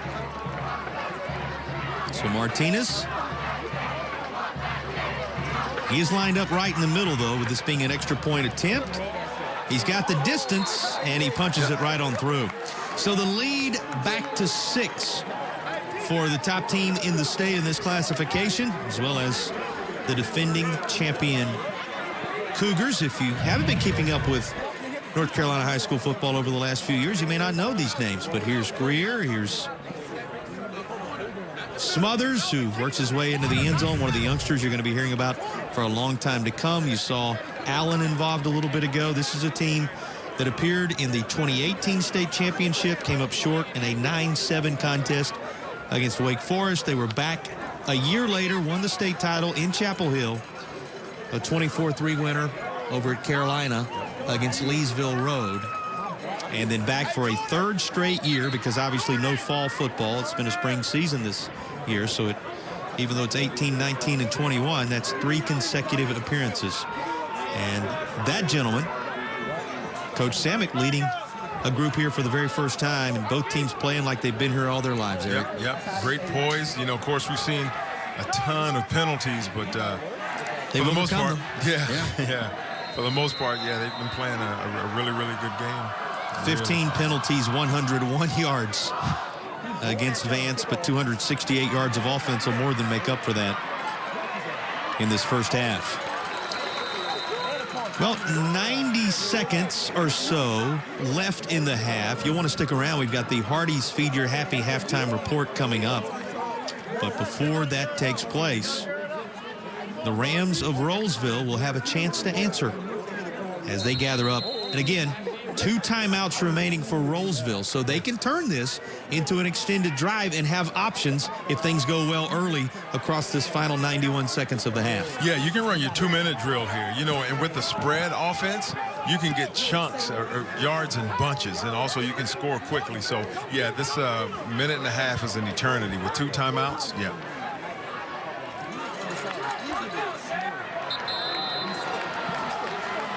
Well, just wouldn't be right, perhaps. Dead ball, encroachment, defense, 5-yard penalty. Remain first down. Without another 16th penalty of the first half against Vance, 106 yards penalized for the Cougars of Vance. Byron Brown, he's played well, was a little banged up with that ankle, a little late coming out. You know, you wondered prior to the game, you know, as you've said, a pack of wild horses can't drag these young men away from the state championship environment, but he was late coming out and warming up. You know, they were tending to him, trying to put him in the best spot possible after the ankle injury in the first quarter of the semifinal against Wake Forest. But the young man having played very well so far for Rolesville, managing this offense. He certainly is, and, you know, they've managed to put 14 points on the board, looking to put another score up there just before halftime. But yeah, he's doing well. Just a little bit too far out of the reach. of Noah Rogers, and that's saying something because not much has been out of the reach of Noah Rogers in this football game in the first half. He's been an impressive talent. And looking over to that far side for the third down play call with 58 seconds to play is Brown. Junior quarterback, 6'4", 193. You've seen his vitals a couple of times throughout this first half. Looks like Vance is playing a cover 2 right now, which is different from the man-to-man. 2 men deep, playing the zone, just trying to keep everything in front of him. And that was caught, even though he lands at around the 34-yard line, it was caught at the 36, and forward progress is going to mean a North Carolina Department of Health and Human Services first down for Rolesville, and the drive keeps on clicking with 47 seconds left to play. Down to 43 it goes, and it looks like a flag at the 40. A game's worth of penalties, maybe 2 or 3 games worth of penalties in this first half, and we await the call on the latest. Maybe 12 men on the field, I'm not sure. It's yeah, it was a little confusing. Dead ball. Unsportsmanlike. On the defense. 15-yard penalty. First down. That's going to be 17 penalties. And you think about the yardage. 121 yards in penalties in the first half. I think we know what one of the topics of conversation will likely be while we're having the Hardee's Feed Your Happy halftime report, and they're discussing things in the locker room here at NC State.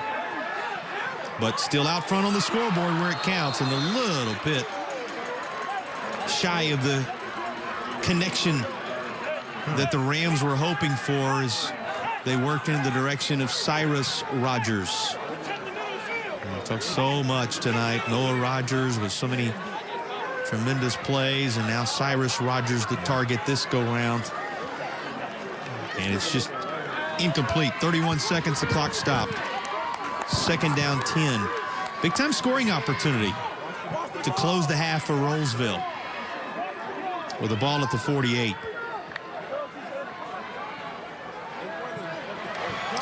Well, he looks far side, but too much time as James Pierce, the sophomore defender, breaks through. Yeah, he fell kind of awkwardly as well. And hopefully it's not that ankle. Yeah, injury timeout on the field. Kind of working it a little bit. Becomes a major point of concern. As you see Byron Brown down. Let's see that. Remember, it was that ankle in the semifinal. And you were talking about it a little bit last night. When you have a nagging injury like that, it just is so easy to retweak. And young man being tended to by that training staff as we speak. And this has been too familiar a sight across the course of this state championship weekend. You hope he's going to be able to pop up. Now sitting up is Brown. All this with 19 seconds to go in the half. And Rolesville driving to try and reclaim the advantage. And keep in mind, too, JP, that these kids, these, underclassmen, freshmen, sophomore, they're going to turn around in a couple of months and start football season all over again. It's remarkable. Yeah. It's going to be interesting to see what kind of toll that takes on the body, something that has not been done before. Right. To turn around 3 months later and play a full contingency of games. And obviously favoring the left side just a little bit as the training staff helped initially, but he's going under his own power. That's a good sign. As Byron Brown works off. And Rolesville still work to do here in the final 19 seconds of the half. So you saw in the prior game just a little bit ago, Murphy losing their field general at a certain juncture in the game, having to finish it out with a young QB. All ended well for the Bulldogs in what was a 14-7 victory in a 10th state championship all time. I wouldn't be surprised if they take a knee right here just to get out. Instead, they run the speed off. It's going to be tossed far side. Ethan Harris was in there for Rolesville handling the snap. And they put it in the hands of some of those dependable playmakers as Isaiah Jones rushes to the far side. And there's 5 ticks remaining on the game clock with the ball at the 49-yard line for 4th down. Well, you got a 4th down play. It's at midfield. What do you do right here when special teams can be difficult footing, when 5 seconds, all that's on the game clock? A lot of different thoughts about the way you could approach this. Yeah, I'm thinking if I'm Rolesville, I'm going to snap it, run around for a bit, and fall and get out of here and just get into the half. Because, I mean, you know, you don't sound much like a riverboat gambler to me, no, Eric Cash. No. It's going to be kicked away. Okay. Oh, yeah. They don't have anybody back there. I was going to say I would not kick it to them at all. Nobody to return. That does expire the 5 seconds and bring the half to a close. Cougars 20, Rams 14. A team here for the very first time. The school established as part of the old Wake-Roseville split back in 2013 when they turned those schools in this growing area into a couple of different public high schools. And a Vance team that came in #1 in the state and having appeared in the state championship in consecutive seasons, all playing to a 6-point separation in this first half of action. And here's the leading head coach of the defending champs with Maryland. Now, Coach, despite the difficulties with penalties, 17 for your team, you still have the lead. What has your offense done to enable that to happen? We're still making plays. Even though we get penalties that, stall drives or put us behind the sticks, we're still grinding out first downs, and that's what's keeping us in the game. Defensively, your team is holding Rolesville to fewer than 100 yards. What do they have to do to eliminate even fewer and keep them out of the end zone? I think the first drive, they had 2 big penalties that put them in the red zone. So if we eliminate the penalties, those points don't come because we'll get them to punt on the other side of the 50. So if we stop making mistakes and stop making undisciplined plays, we'll be fine. What do you have to say to these guys at halftime to make sure that those penalties do get eliminated? Just relax. They're pressing. They're trying to play hard, and they're trying to give it all they got. And sometimes, those things lead to holding calls. You're trying to give maximum effort, but we'll go in, relax, and come back out a better team. I'll let you go in there and get them to breathe a little easier. Thank you for your time. Jason, back to you. Well, we appreciate Coach stopping by. He understands what's important now, and his team here for the 3rd time in as many state championship runs has a 6-point lead at the intermission. We'll have the Hardys Feed Your Happy halftime report right after the break.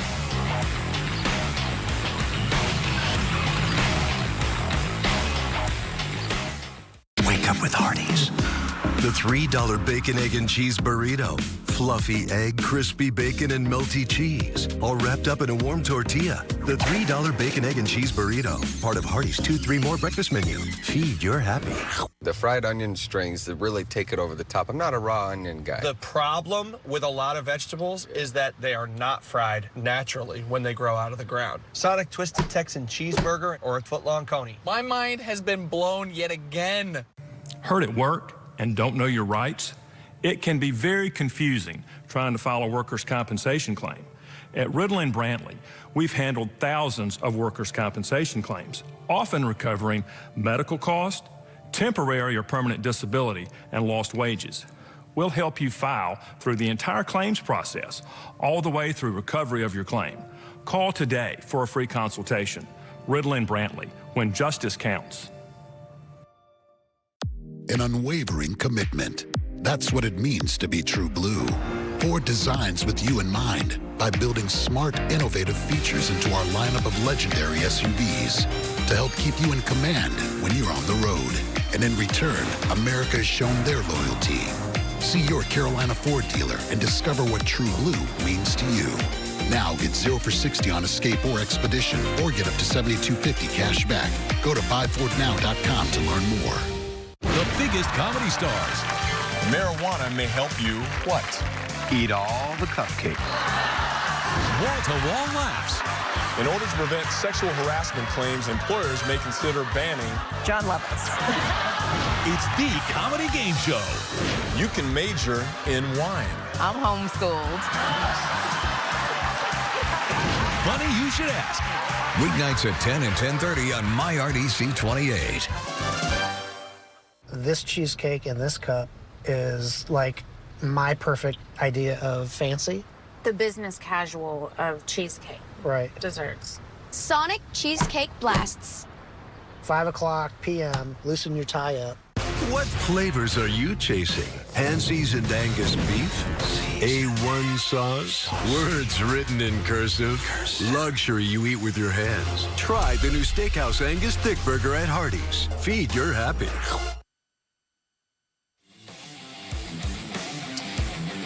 Well, we welcome you to the Hardee's Feed Your Happy halftime report. Just a one-score separation between the #1 team in the state, the defending champion Vance Cougars, and a Rolesville squad. And young in its stages of development in terms of a school and a program, but here for the very first time in 2021, holding their own. It's time to learn a little bit more about our sponsors tonight, particularly our friends at Ingalls. Hello, everybody. This is Friday Night Rivals. I'm Nelson Weston, here with our good friend Melissa Level. Melissa, it's always a pleasure to see you. I know, with football, it's almost over. I know the season's almost over. It is almost over, but guess what? We are here at the state high school championship football game. Are you ready for some final football? I am, and I'll tell you what, it's amazing that we all got here. What a crazy year, but congratulations to both teams and to the players and all the hard work they had to do to get here. It was a crazy year indeed. Now, Melissa, talk to us for a second about what this moment means, and not just for Ingalls, but for the community as a whole, especially in light of the pandemic. Absolutely. Well, you know, it's been tough on everyone, families and children that have had these sporadic school times and practice times. This took every bit of heart and gumption to get here. And as far as Ingalls goes, you know, a lot of these people work at Ingalls. You know, we feed their families, their children come in to get jobs, their first jobs sometimes are with Ingalls.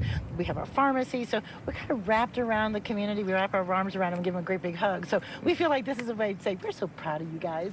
Even during the darkest days of the pandemic, Ingalls always remained steadfast in their commitment and partnership with the community and with educational initiatives. That's correct. Melissa, let's talk about that famous Tools for Schools program. What's that all about? Well, and it's wonderful. And it did keep going, and I think that's a really good point to do that. Every time anybody came in to shop, if you have an Ingalls Advantage card and you link it to the school of your choice, money goes to that school.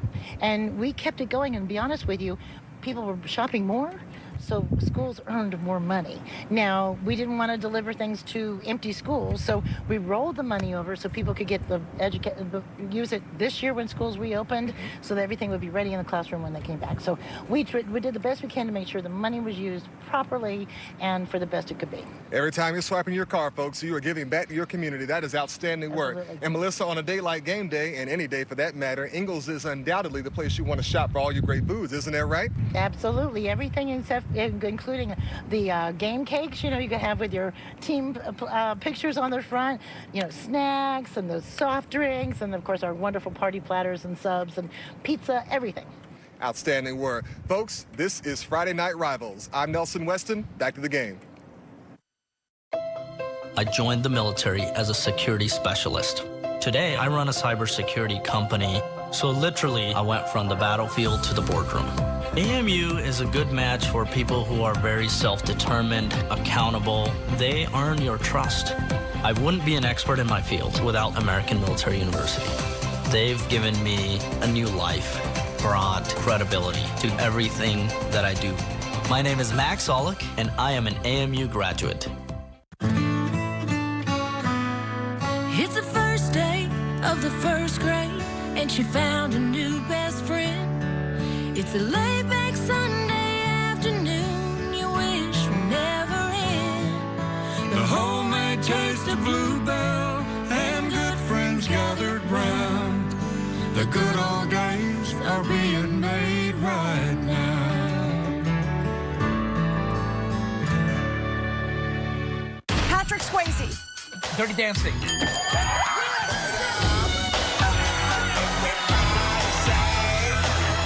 I'm going to set the opening bid. Party. Confetti. Store Bullseye. Target. This is a show where every word counts. Oh, really? Yeah. Wild dog. Weeknights at 11 on MyRDC 28. MyRDC Spotlight on Judge Mathis with My Story. One of the things I tell folks who are coming out of destructive lifestyles is that they're going to continue to encounter obstacles. I started at McDonald's. I worked full-time and went to school at night. I graduated from law school and passed the bar exam. A few years later, I ran for judge. Success might not come overnight, but it will come. One of the many people on MyRDC giving us their My Story. Love is louder. Love is louder. Love is louder. Love is louder than bullying. Than hate. Depression. Loneliness. Stress. Than anger. Love is louder than Fear. Anxiety. Insecurity. Love is louder than discrimination. Love is louder than abuse. Love is louder. Love is louder when you take action to help yourself or a friend. If you or someone you know is having a hard time, go to loveislouder.com to find out ways you can get help and feel better.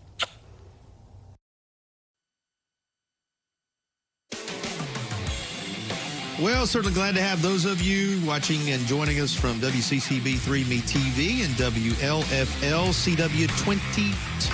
And we have reached the half with the Hardee's Feed Your Happy Halftime Report. Of course, news coming in from across the way that in Chapel Hill, 28-0 is the lead for Titletown, Reidsville over Mountain Heritage. Here it is 2014. Top team in the state, Vance, overcoming some obstacles in that first half, but still leading it by 6. It is time to learn a little more about this unusual season and the spring championships you are witnessing. Here is the commissioner of the North Carolina High School Athletic Association, Ms. Q. Tucker. Hi, we're here with Q. Tucker, Commissioner of the North Carolina High School Athletic Association. Q, how exciting has it been to get to this point of the football season? Well, maybe the best way to say it, Jay, is we're over the moon with excitement. We certainly are pleased. We're ecstatic that we've been able to travel a path that has allowed us to play other sports, including what we're getting ready to witness this weekend as is speaking specifically about our football championships. But we're just really pleased. But all the credit goes to our school people, administrators, superintendents, principals, and then obviously from the sports end, we look at our athletic directors and our coaches and what they've done to make this year possible is really short of miraculous. I was a classroom teacher for 12 years in the public schools. And so when I think about teachers and what they've been through this year, it is short of a miracle that they've been able to do what they've done. And so my hat's off to them. And in this year's state championships, there's plenty of big-name football schools, football powers. What do you think makes these programs so successfand Well, I think, first of all, it's a commitment on the part of administrators to having a first-class athletic program. And sometimes having a first-class program doesn't necessarily mean that you're going to end up in a state championship. But I think when you make the commitment to provide resources and to have quality people who are in charge of your program, people who are doing things the right way, that's when the cream rises to the top. And I think these programs year in and year out do things the right way. They involve the community in their efforts. And it's just a tribute, or really a credit to their efforts to be in a state championship game almost every year. And we've all been through so much this year, so many challenges. What's been the biggest challenge with the association this season? Just, the challenge of dealing and addressing the unknowns. And then the challenge of just being able to communicate what our rules and regulations are. I think our schools have done a really good job of understanding that everything we've done this year basically has been in a modified form. All of our usual rules and regulations, we've had to modify those, but we have persisted and we've done everything we can. And I think our students appreciate the fact that, we had a season. And as the leader of the association, what are you most proud of accomplishing this year? Just proud of the way our athletic directors, coaches have jumped jumped in gear and done what they need to do. And then, again, I need to say to our student athletes, I'm proud of them. We've asked them to do some things this year that we know has to have been uncomfortable. Wearing a mask when you're playing basketball. I played basketball in high school and college. I know that that was tough. I wear that mask every day, but I'm not running up and down a basketball court. I'm not running up and down that soccer field or the football field or on the volleyball court. So I know it has been difficult. So I really appreciate and I'm proud of the way they have answered the request to do their part to help mitigate the spread of COVID. We certainly appreciate all of your time here today, Commissioner Tucker, and thank you for all of the hard work you and the association have put forward this season. Thank you, Jay, for sharing our story. She got the scholarships you saved. He got into his dream college. But you need some help bridging the gap between savings and scholarships and the cost of tuition. Apply for an affordable NC Assist loan and make their dreams of going to college a reality. Hey everybody, we're getting set for another on-location one-day bath remodel. I'm joined by Kirsten from West Shore Home. Kirsten, you know all about this project. Tell us what's on tap for today. All right, thanks, Joe. We're replacing an old tile bathtub with a beautiful walk-in shower. These folks wanted something that was easier to clean, low maintenance, and definitely have more accessibility. So we're giving them everything they need. I'm so excited to show it to you, so let's go take a look. So here's the tub that we're replacing. What we see a lot with tubs like this is the mold and the mildew that builds up around the edges and in the grout. The other big issue is up here by the shower head. Over time, the material breaks down and causes that hole up there, so that can be a problem. How we're gonna fix that is we're gonna bring the walls all the way up to the top of the ceiling. So that's gonna make maintenance and cleaning so much easier for these folks. I can't wait to see what it looks like, so let's get started.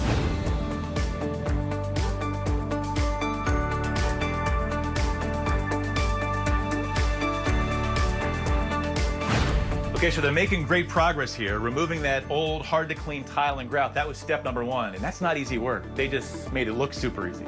Now it's on to the new shower.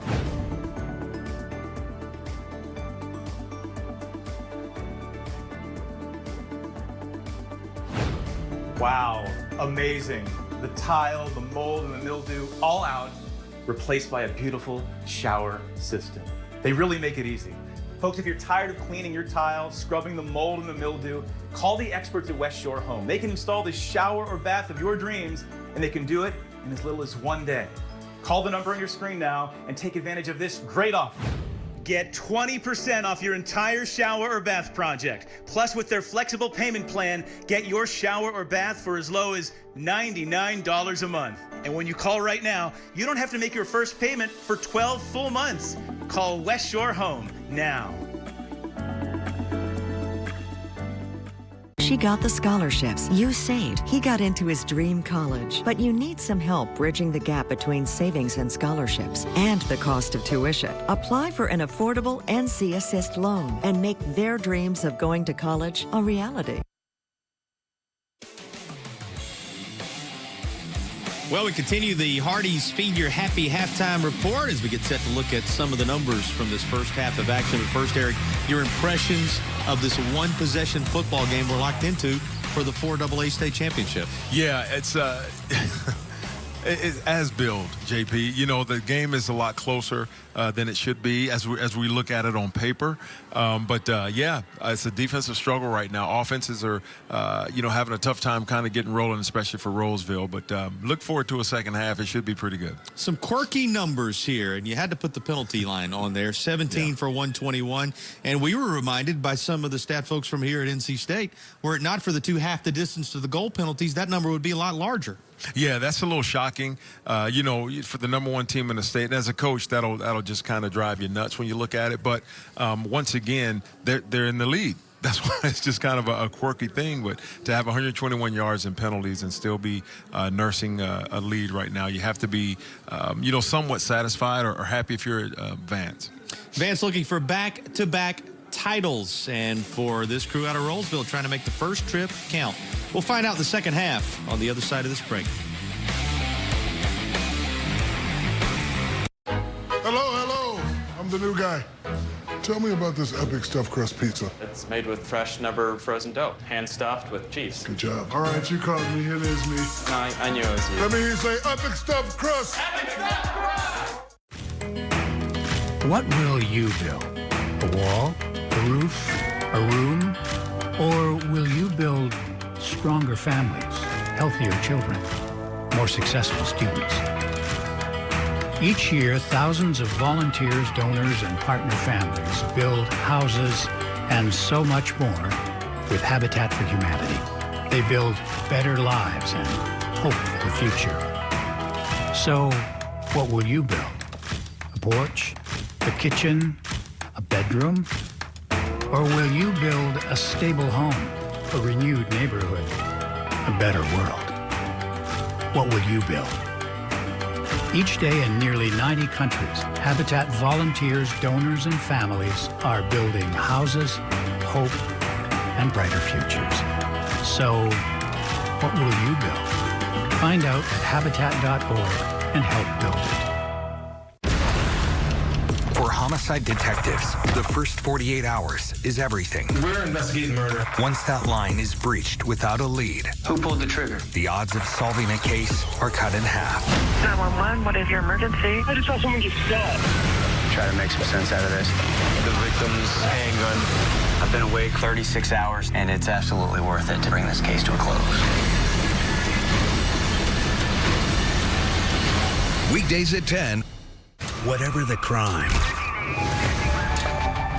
You never come to work thinking you're going to see something like that. Whatever the motive.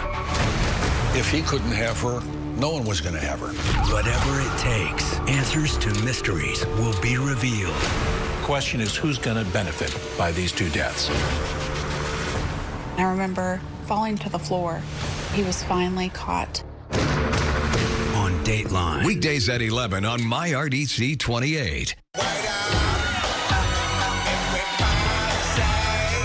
This is a show where every word counts. Really? Yeah. Wild dog. Weeknights at 11 on MyRDC 28. Well, they've been made proud, the fans of this crew from Rolesville. That's because they're right in the thick of it. One possession game as we get set for the second half of action. And the head coach of the Rolesville Rams is standing by with Marilyn Payne. That's right, Coach. Down 6 points right now at the half. Offensively, you've got 2 touchdowns on fewer than 100 yards. That's efficient, but what do you need to see from your offense to feel better about what you're doing? Give our quarterback another second or two in the pocket. We can't drop passes, and we can't miss assignments. We got to make sure that we tackle on defense, and if we do those things, capitalize on some special teams, we might have a chance. Health of your quarterback, are we going to see him back out there? I think so. I think he's going to come back. So, yeah, I think he'll be back for when we come back in the third quarter. What was the emphasis here at the half? Just make sure alignment assignment, do what we've been doing all year, and we'll be fine. I'll let you go do just that. Thank you for your time. Thank you. Jason, back to you in the booth. What they've been doing all year is staying perfect. 9-0 in the regular season, 5-0 in Northern 4A.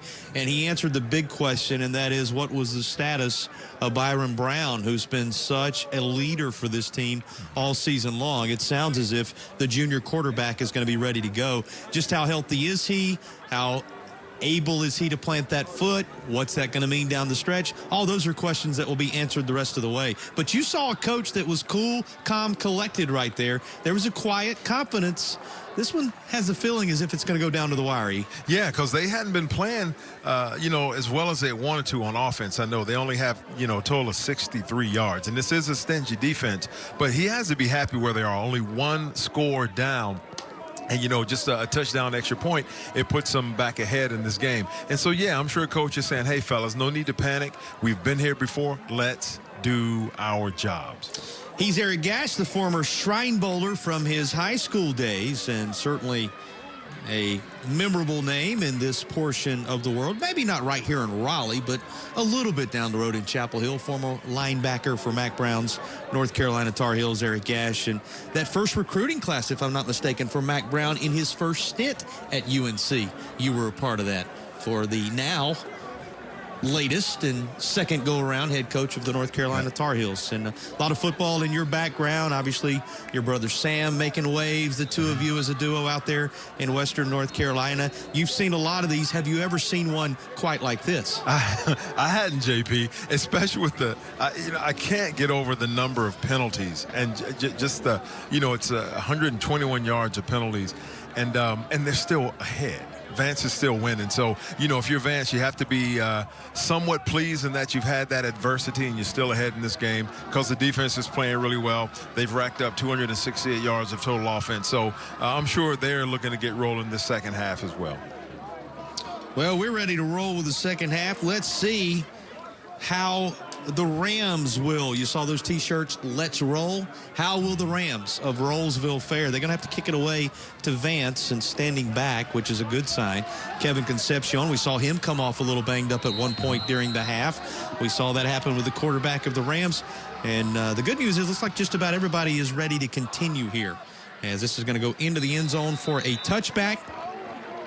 And the Smithfield Chicken and Barbecue kickoff has us going in the third quarter. Your adjustments for these two teams as we head down the stretch here. Yeah, if I'm Vance, I'm saying, hey, fellas, keep your head in the game. Do not make any sort of mental mistakes, pre-snap mistakes with the false start penalties or jumping off sides. You know, you can excuse a holding call here or there simply because it could be a hustle play. If I'm Rolesville, I'm saying, hey, let's get our quarterback going. Let's get our offense rolling. So Vance back out there, and here is Greer, who in the first half of action was 7 of 10 for 109 yards and 2 touchdowns. And they're going to keep it on the ground as Allen is going to carry it for Vance. Some of the individual numbers for you. Again, Greer 7 of 10, 109 yards, 2 touchdowns on the ground. 8 carries, 87 yards for Greer. Smothers, 10 carries, 58 yards. Allen, who you just saw there, 3 carries for 12. Concepcion, a couple of carries for 2 yards, but he caught a pass for 14, and the 2 catches for 81 yards by Wright get your attention. This would be a big number, and it is incomplete. Going to fall to the turf as they were looking for Concepcion once again, and it's incomplete. So the touchdown, the 81 yards for Wright, that's the big receiving moment. This had the potential to be another E. Yeah, that was a brave throw, throwing into double coverage, and it seems that had he let him, he would have had a better shot at it. But once again, we see the lively arm there of Greer, and good shot. They're taking deep shots, and that's what you have to do in a championship game to try and get your team some momentum, get some big chunks, and get in scoring position. So it comes down to third down on this initial drive of the quarter for Vance. And they're looking to get across the 30-yard line. Greer, he sees all kind of real estate coming up. In position to stop that, had the angle, and they will rush him out of bounds shy of the sticks. And another flag there it is on the play. Let's see where this is assessed. It was going to be 4th down at about 3 after the play. So even if it's against Vance, you wonder what Rolesville will decide to do. Here's the call. There is no foul on the play. Made him happy here at Carter Finley Stadium by waving one off. And it will be 4th down and about 3 from the 27-yard line. So nothing doing on the opening drive of the third quarter from Vance, which is exactly what Rolesville had hoped for. Yeah, I'm sure. You know, you're coming in, and when you're kicking the ball off to a team, you want to get a 3 and out, and then get your offense back on the field and hopefully go down and score and try and pull ahead in this game.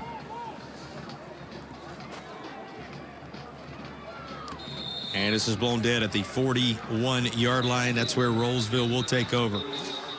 And a penalty flag down at the 27. You can just put us on auto repeat. A penalty flag down. We'll record that one and roll it back. This is continued into the third quarter now. And officiating crew together on this one. Maybe they'll wave this one off, JP. His body language is priceless in this moment. Yeah. As you see the state championship winning head coach from 2019, the last edition of the playoffs that came to fruition. His team still in the lead, but awaiting this latest call.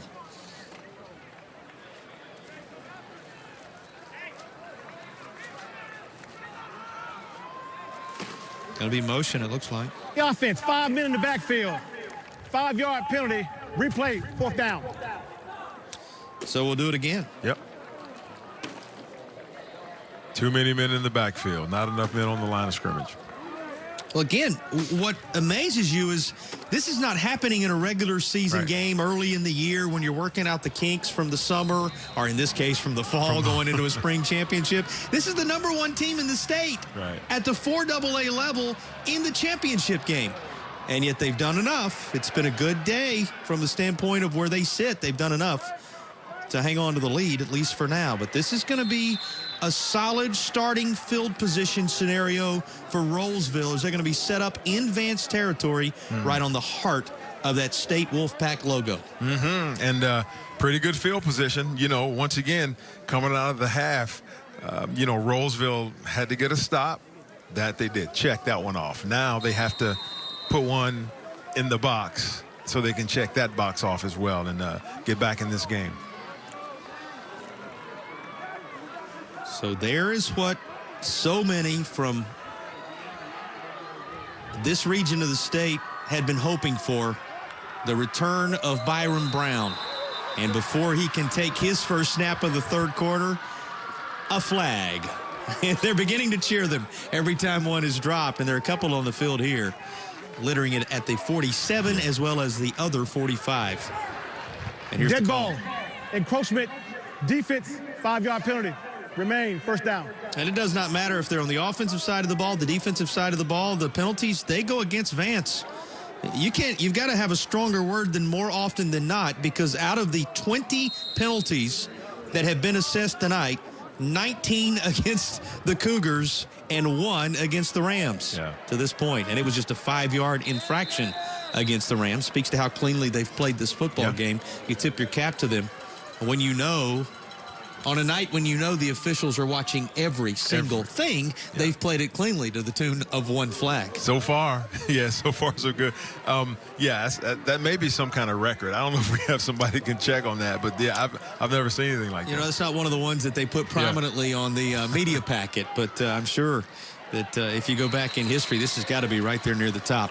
Covered up on that logo, and every time he goes to the ground, Eric, every time he takes contact, it has to take a little more of the energy out of Byron Brown, who's giving everything he has to this team in this state championship environment. Yeah, that play right there looks like it was a miscommunication with the running backs, and he just kind of said, fellas, I'm going to lay this one down, and, you know, he fell down right there. But, yeah, you think you know, at a state championship game at this level, that it'd be a cleaner game for Vance. But once again, they're playing. Oh, wow, nice grab. Nice grab. Catch reeled in by Noah Rogers as if he had not done enough already. Rogers with the catch of the night on the sideline. That was fantastic. And once again, if there's a you got mossed, it might be this one right here. One-handed grab, nice throw over the shoulder, backside. Oh, that was a great throw and catch. We can see that ankle seems to be okay there. Well, one thing to catch the football, it's another thing to understand where you are and somehow get a foot down, stay in bounds. Yep, he does both of those things. And now to the skies again. This is just out of the reach of the intended target, Cyrus Rogers. Wow. Well, we saw Noah Rogers. Why not go to Cyrus Rogers immediately after? And one more look at the Noah Rogers grab. I mean, he's off balance, falling toward the sideline, and he brings it in to the breadbasket with just a single hand. One hand, got that right foot down. I'm sure if this was the NFL, he could have tapped that, drugged that second. That was a fantastic throw and catch. This young man is making his presence felt, and he's only a sophomore, JP. Well, and he already, by the way, has a couple of touchdown catches that weren't easy. Those were not routine touchdown catches that he has made. Think about it. 5 catches, 69 yards, a couple of touchdowns, both of them challenging. And we've talked about the name Rogers, the connection there. For more on it, let's go down to Maryland. Yeah, Martin Samick told me between Noah and Cyrus Rogers, it's Cyrus, the one he's the wide receiver he's the straw that stirs the drink, and Noah beat you. You've got to take your pick between the brothers because either one of them can. Although I got to say, he said it's Cyrus who usually makes the hardest catches. Noah putting his name on that list, too, giving his brother a little competition. Well, he may have heard that. And, you know, the greatest of competitions, as we so often talk about, is between the brothers. And everybody else is just a casualty of that battle that's so often going on between the two. It's happened with the Rogers boys here tonight. And a remarkable moment in the state championship game with that latest catch by Rogers. More from Raleigh in a moment. North Carolina Farm Bureau Insurance was rated as the #1 auto insurer and the only A+ rated company in the nation per Crash Network's 2020 Insurer Report Card. When you have a claim, be sure to have A+ auto insurance from Farm Bureau. Helping you is what... An unwavering commitment. That's what it means to be true blue. Ford designs with you in mind by building smart, innovative features into our lineup of legendary SUVs to help keep you in command when you're on the road. And in return, America has shown their loyalty. See your Carolina Ford dealer and discover what true blue means to you. Now get 0 for 60 on Escape or Expedition, or get up to $7,250 cash back. Go to buyfordnow.com to learn more. North Carolina Farm Bureau Insurance was rated as the #1 auto insurer and the only A+ rated company in the nation per Crash Network's 2020 Insurer Report Card. When you have a claim, be sure to have A+ auto insurance from Farm Bureau. Helping you is what we do best. Well, we saw the catch of the game just a moment ago. Before all is said and done here in the 4AA state championship contest, we'll have the Legacy Federal Credit Union drive of the game. Be your best you at Legacy Federal Credit Union, sponsors of our drive of the game.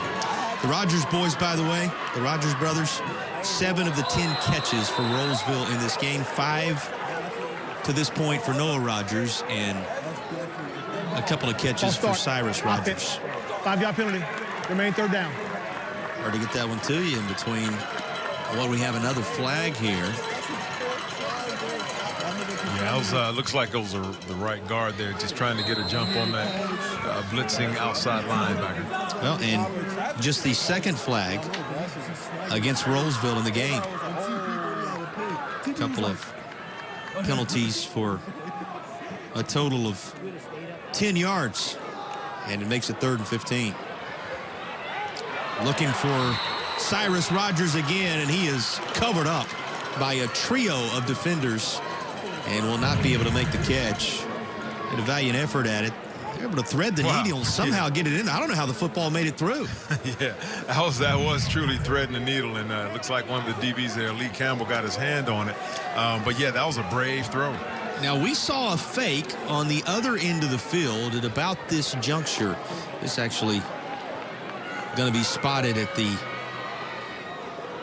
37, between the 37 and the 38. So it'll be a 47, 48-yard try, not on target this go-round. So the field goal is no good on the effort to punch it through by Devin Verstegen, who made the kick that sent them to this state championship game in double overtime. He's been good on the extra point tries to this point, but just a little bit wide to the right side on this kick from distance. So Vance takes over and still up by 6. The fact they're up by 6 and not 7 factors in a little bit to some of the decision making here as well. He is with 9:24 to go. You had a chance to make it a field goal game right there if that goes through. That's right, and that'll come to play. It depends on if Rolesville can get something going offensively. Here comes Smothers. Finds a way to cut back. He's got some room this side. And it's going to be all the way across the 50 before he's finally brought down. One of the longer runs of the night on the Vance side of things. Greer had a 32-yard rush earlier, but this the longest we've seen from Smothers. And who is his pulling guard leading him? The quarterback. Look at that. That's awesome. Great hustle. Tell me these kids aren't excited about this. He goes 30 now to the far side. Running with it is Kevin Concepcion, and he is going to be rushed out of bounds at around the 42. So Vance suddenly with a head of steam. And remember, Concepcion left a little bit earlier in this contest, and he goes to the turf At around the 33-yard line this go-around, the training staff going to take a look at the young man from Vance. Yeah. Hopefully it's nothing. Looks like it may be a cramp as they're stretching him out. Keep in mind, it's 70 degrees, and we're playing the state championship. Usually that's flipped. You know, we're looking at 20, 30 degrees, and it's chilly, and everybody's cold. And so, you know, hydration doesn't come as much into it, play as much into it, because these kids are sweating a lot out there with it being so warm. What did legendary head football coach David Gentry of Murphy tell us when we talked to him earlier in the week? I said, what are the major differences in this whole playing in the spring thing? He keeps everything simple. He said, well, historically, we went from hot to cold, and this time around we had to go from cold to hot. Yeah. That made things a little different. His team, of course, winning their 10th state championship all time, their 9th under his direction a little bit earlier, 14-7 in a win over Northside Pinetown. We saw last night Charlotte Catholic, a 14-7 winner over Havelock in the 3A state championship game. And everything got started here at Carter Finley on Thursday night with a Salisbury domination of St. Paul's 42-14 for the Hornets over the St. Paul's Bulldogs. That's how things have taken place in the state capitol this weekend. Back to work here in the finale. And the defending champion Cougars down to the 30. Pretty good lick to end it, but the yards positive for Joseph Morris. Move the chains. That's another Riddle and Brantley first down. Here's a glance at it. Yeah, just that zone play, and he bounces to the outside and just outruns the defenders and gets a nice game. Vance going quick now, and this is something that they would like to do, but frankly, Eric, the penalties haven't allowed it.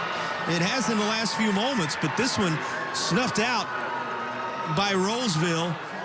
As Jalen Butts back in there once again, the senior making his presence known. I love it. Look at this young man diagnose, read, and react, and he was downhill quick for the 2-yard loss. Great tackle. Comes down to this second down play right now, and pushing forward is Joseph Morris. And I'll point it out again, you can speak to this obviously far more, but you can see now that the penalty flags aren't disrupting the rhythm.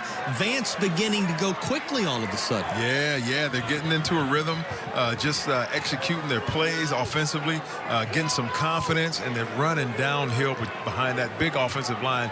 You just saw Justin Blue, number 75, a 6'4", 315-pound senior pancake, one of the defenders from Rolesville. Here comes a third down play. This going to be a toss. Comes out near side. That's Allen. Allen still up, and he will not be denied. The Blue Bell touchdown. Into the end zone. Aswani Allen. And just like that, Vance has taken the lead and made it as large as it has been at any point in this contest. Yeah, great play design as we take a look at it right now. Just a little bubble, and look at the block right there. Number 8, I believe that was Concepcion with the block to free him up. Great throw, catch, and run. And Asani Allen with the belt to go along with the statistical improvement, as his stat sheet continues to be an impressive one tonight. The extra point good as well. And a 27-yard touchdown toss as Allen works his way through the defense and makes it a 27-14 lead.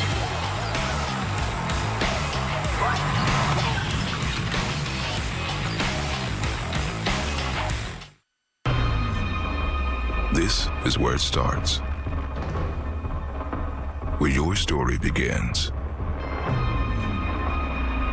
This is the trail you blaze yourself. And step by step, you get stronger, faster, better. This is where it starts. How will you finish? Ingles, we're with you every step of the way. Matchsticks, matchbox, matching tie to matching socks. You don't know why, but you're really special to match point, match game. You and I are not the same, but I can tell that you're really special to me. There is something I can give to make you laugh, to help you live. We're the perfect match, and you're really special to me. We're the perfect match, and you're really special to me.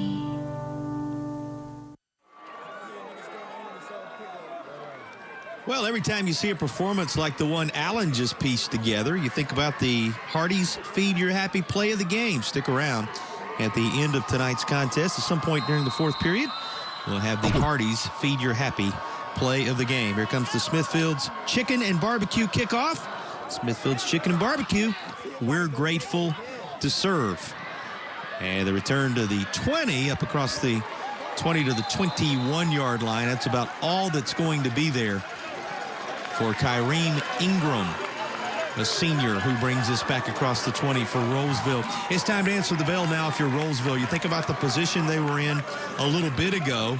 Ended up opting to try and kick the field goal, cut it to 3. Instead, they look up, and now they're down 2 scores. Yeah, they're going to have to get something going here on offense right now. You're starting to see that swagger from Vance, that championship swagger where they gain that confidence, start getting that momentum on their side, and you can best believe they're going to get back to what they do best on defense, which is man up and send the house. This is a team that allowed 80 total yards of offense in the state championship game against Leesville Road last year. Sitting right now at 79, Rolesville takes over offensively, and that will not get them up across the threshold of 80. This is turned aside by the Vance D. Yeah, once again, JP, that's what they do. And that's it. That's the hallmark, the signature. And you talk about defense wins championships, and we're seeing that. If a team can't move the ball, can't score, you put yourself in a great chance to win. Brown. A little bit of communication with his mate in the backfield as he's got trips down here on the lower side of your screen, but tosses it the other way, and it's right off the fingertips as they try to move something out of that backfield.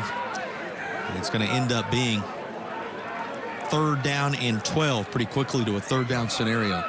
Yeah, they're just trying to get that back out. Once again, when you're in man-to-man, the linebacker is responsible for that back out of the backfield. And from a defensive perspective, that's a mismatch. And so that's what they're trying to do. They have him in the pistol. They're getting the blocking down and telling him which way to go. So 3rd down, they're looking for the 31-yard line. Ball loose, and it looks as if, and yes, it's going to be covered up by Rolesville in the end. But the celebration ensues for Harrington and his teammates because they have just brought this latest Rolesville drive to a halt. Yeah, you had the running back. It looks like number 21 there, Isaiah Jones, just missed the pickup. You got to help backside. And Mr. Harrison taking advantage, or Mr. Harrington, excuse me, taking advantage there as he works his way into that backfield and snuffs out the drive. Standing back in his own end zone, it is kicked away. And we'll take a solid bounce for Rolesville. Boy, that could have continued to bounce the wrong way, but a nice pickup on the special teams side with the return. Flag coming in after this was brought back by Jeremiah Smith at some distance. In fact, there are 2 flags down, one at the 50, one at the 46-yard line. Yeah, this may be a peel-back block. I'm not too sure, but it looked like actually there are 3 flags down there, JP. Oh, there's another over at the 42 on the far side. Yeah. I think they're going to get him for a legal block or a crackback block, something like that. You mean you didn't throw a flag on that one? Personal foul. Illegal blindside block on the receiving team. 15 yards from the spot of the foul. 1st down, Vance. And it will be Vance backed up inside the 30. So all the yardage, it looked like perhaps, was secured on that return. Ends up negated with the penalty as Vance is backed up once again. And you're going to see it right here. There it is, yep. So, yeah, and for all the talking about penalties, it's just you and I somewhat shocked at the sheer number of them. There's been a call there every time. I mean, we've seen them on the screen. So you credit this officiating crew with the job they've done tonight. Nobody besieging this officiating crew. It's one of the best crews. Otherwise, they're not calling a state championship game. It's just remarkable that this Vance team, they find themselves up 2 scores on the scoreboard despite the fact they've been penalized 20 times for 146 yards now. It's just kind of a remarkable thing to see it and the officials they have to do their jobs, and they continue to do so. And Vance, despite it, working their way, and a third down coming, make it 3rd and about 7 with 5.5 to play in the third quarter from the 30-yard line. And by the way, if you're liking what you're seeing tonight, you may have saw it in some of the segments, but you're seeing some of the best officials that the state has to offer, and they're always looking for more. If you want to be involved in these type championship moments, maybe your playing days behind you want to find a way to stay connected. Vance. There's a lot of spots out there if you want to help these young men be able, and the young men and women in all sports all across the state of North Carolina and beyond, be able to live out their dreams by serving in that very important role along the way. It's going to be Vance talking it over right here, E. As they both gather up. A lot of time left in this football game, but at some point we will know who the West Shore player of the game is going to be. Brought to you by West Shore Home, and we'll pass that along at some point in the fourth quarter. And as we've told you across the course of the weekend, West Shore Home can convert your old bathtub into a modern and spacious walk-in shower. If you've been thinking about it, give them a call. They can take care of that in just a single day. You got to get it done before the family comes in. You got to get it squared away before the big event coming up this summer. Well, West Shore Home, that's your go-to group. Check them out, the sponsors of this broadcast and of our player of the game. After the timeout, screen set up inside, and right between the hashes, the screen blown up by Oluwadewumi, who is there to get it done. Oluwadewumi, big number 99, the senior defensive end, and we've got a player down. As you see Adewumi's vitals there. Player down at the 30-yard line, and it's one of those Vance linemen, it would appear. See if we can get a glimpse of what happened.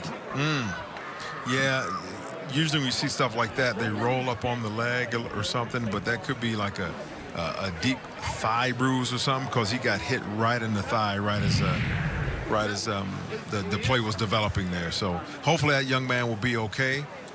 You never want to see him laying on the field like that, but sure they have a top-notch staff there at Vance to take care of him. Looked to be Alvin Davies, the senior offensive lineman that the Vance training staff is tending to. I referenced it just a moment ago, Eric, and obviously everybody's mindset with Davies now, who's sitting up, which is a very positive thing. Now up on his feet, that's good to see. But there is a whole lot of time. One of the obviously byproducts of what we have seen today, a lot of time left in this football game. I mean, there's time for a number of momentum swings back and forth before we're done. Yeah, and with these offenses, running the spread, you can score quickly. Everything is designed to go downfield, deep crossing patterns and flags and flag patterns and things like that. Didn't mean to say flag. I know we've seen a bunch of them tonight. But, yeah. Just kind of stuck there in the subconscious right now, is it not? It is. But yeah, these teams can score in bunches, and it's not time to panic yet. But if you're Rolesville, you want to go ahead and get something going, at least on this drive, to build that momentum and confidence. And here it comes. Moving toward the football initially was Noah Rogers, and you know how explosive he can be. But this is blown dead at the 41-yard line. That's where the Rams are going to take over. Perfect night in Raleigh for football. 70 degrees. And the skies are clear, just a light breeze now. We had some big-time wind earlier in the day, but just a light breeze now blowing through that North Carolina State flag and Old Glory across the way as we have 4:40 on the game clock in the third period, and a key drive for a first-time participant in the state championships. In fact, this was the first time that Rolesville had appeared in the finals of regional play this year since it opened in 2013. And down 2 scores, they turn in the direction of Isaiah Jones once more. Just a yard. Second down coming. Yeah, what you want to do if you're Rolesville, you're going to mix up the snap count a little bit because the defense is coming just to keep them off their... That was picked, and that had more yardage attached to it for Nathaniel Spindle, but just enough contact perhaps from one of the receivers to keep this from being a clean interception. Yeah, he saw. I'm sure he was thinking, oh, mama, you're going to see me now. I'm going to see myself on the Jumbotron running down the field. Just got a little antsy there, but I'm sure if he had it again, he wanted back. Well, and again, the wide receiver coming across there was right there in the field of vision, as well as made a little bit of a bump that may have kept him from being able to concentrate and bring that home. There's all kind of concentration up front for Vance, though. They are going to drop Byron Brown again. Do we have a flag on the 36? We do. Yeah. Right around the 36, 37-yard line. Yeah, maybe a face mask or something like that, a personal foul against the defense, like the head snap back. Personal foul, face mask, defense, 15-yard on the spot of the foul. Yeah, you can see how his head snaps. Ooh, that's dangerous. Good thing the young man's okay. And that's, you can't be too upset, but that's just a hustle play. And sometimes, you grab that face mask, but good thing that he's okay. And they'll keep the drive alive right here. And on 3rd down and 2, just above the NC State logo, Rolesville, there was no room and wide open down the middle of the field. But it's about 6-7 yards out in front of Ethan Harris, who had nobody around him. And that was, again, a result of the pressure because he had to quickly get it out of there and could not allow the play to completely develop. Yeah, JP. And there's a time clock in a quarterback's head. You hit him a couple of times where he's thinking 1001, 1002, I got to get rid of this thing. And so he kind of threw it and ducked at the same time because that pocket was collapsing on him. And that was a good call by the defense there to add some pressure. That's a 27-20 football game, if not for it. 4th down, roll of the dice, and this appears to be stopped by Vance at the 48-yard line. A turnover at midfield as they tried to roll the dice in the kicking scenario on 4th down. But the Cougars were ready and waiting. Yeah, once again, trying to make something happen on special teams. If your offense is kind of sputtering right now, trying to, use that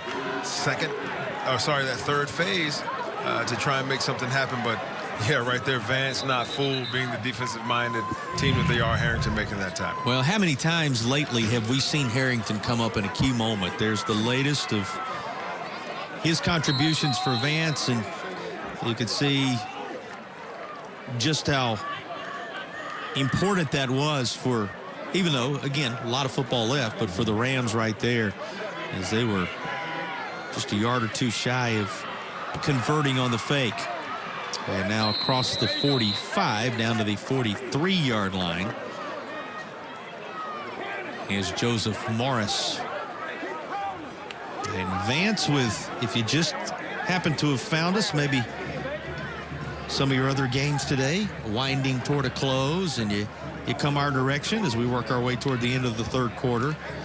Vance scoring with 9:58 to go in the first. Rolesville answering with 6:12 to go, 7-7 after 1. This may be the latest score right here. Turning on the Jets to the end zone is Allen again, and Vance has now added to the lead. A Blue Bell touchdown, and the high water mark moves a little higher in terms of the lead for the defending state champs. Yeah, as we look at that play, that was the second play they ran out of the wing tee. And once again, it's a quick hitter. It's the same zone blocking. The only difference is you're not doing it from the shotgun. You're doing it from under center, and it catches the defense off guard because they run up to the line, snap it, and get them going. Catch it, puts them on their heels. Again, a 59-yard pass from Greer to Wright, 7-0 Vance. Then Brown to Rogers on a 13-yard pass. At the 6:12 mark of the first period, it was even at 7-7. Vance pushed back out in front. They're trying to go for 2 here. Going to be swept left side, and it'll work out. How about the footwork from Smothers? Now you know why they call him Hollywood. That's right. He's in there for the conversion, and it's a 35-14 lead. for the Vance Cougars. Yeah, Vance is, once again, JP, we saw it on that last series. They're starting to get that championship swagger. They're starting to build that confidence. And once again, out of the wing tee, they fake the quick jet sweep, pitches out, and there it is, untouched. It goes into the end zone. And by way of completing the recap for you after the 43-yard touchdown and the conversion, it was 7-7 after one. They outscored Rolesville 13-7 in the second period. So we went to the half in a 6-point ball game at 20-14, but 15 unanswered here in the third quarter. And the lead having now stretched to 35-14. Here's the latest good work done by the young Mr. Allen. Yeah, running through tackles, those yards after contact. The NFL, they call it yak yards, Y-A-C. And, yeah, great run by the young man. Great balance, stiff arm to the end zone. Well, it's becoming a familiar refrain, this left-footed boot on the Smithfield Chicken and Barbecue kickoff from Melvin Benitez, who's been busy after touchdowns of late. And a Rolesville team now with some urgency being felt at the 3-minute mark of the third quarter to try and claw back and make it interesting headed to the fourth. Yeah, Noah Rogers trying to make something happen. Remember that on the kickoff before we returned to 63 yards, he went over and stole it. He tried to do it again, but Vance was ready for him there on that defensive right side. Foreign with us for that, looked like a center fielder stepping in front of a left or a right fielder. Just took right off, accelerated, went up the far side, provided a spark for this Rolesville team. Who can do that now? And there's the banged-up quarterback Byram Brown back out there, just continuing to show tremendous fight tonight by staying in that spot, coming near side. Well, it looks like, just as I talk about it, we've got a new quarterback in there in place of Brown, and it begins with a difficult exchange. That's Ethan Harris, who took the snap earlier whenever Brown was out, and he's back in that spot. And he works his way backward by about 5 yards ahead of the second down play. Now Harris calling for the snap once again. Yeah, I was going to say they're going to bring the house with a new quarterback in there, JP. Probably not going to throw the ball. It's what they're thinking from Vance, so they're going to man up and send the house once again. We're just thinking about what an effort Brown has put together. Boy, not seeing him out there right now, but he has continued to play through difficulty after difficulty. We've seen him take hit after hit. He was banged up coming in, and that young man left every bit of effort he had out there tonight. Not to say we won't see him again before it's all over with, but you got to tip your cap to his tremendous performance at the quarterback position for Rolesville. And it is Harris for now on this drive, now freshly into the game in terms of consistent snaps after taking that single snap earlier. They tossed far side, tried to work it in the direction of Rogers once again, but he was knocked down, and this is going to be fourth down just that quickly. In the blink of an eye, the Vance D off the field again. And with the negative yardage that has stacked up on the last couple of drives, this team that was at 79 yards of total offense a little bit ago, this Rolesville football team, now just 61 yards of total offense. That's because even though they have the 78 passing, minus 17 yards rushing in this football game. That's amazing. I mean, that's incredible. That's keeping Vance, well, I shouldn't say keeping them in the game, but that's dominating the game. That's put them out front. Yeah, for sure. It certainly has. That's a nice kick. Well, what a punt. And this is going to keep on rolling down inside the 10-yard line where it is finally blown dead. That young man just putting together one of the better efforts on special teams you'll see. We've sung the praises throughout the night of Devin Verstegen.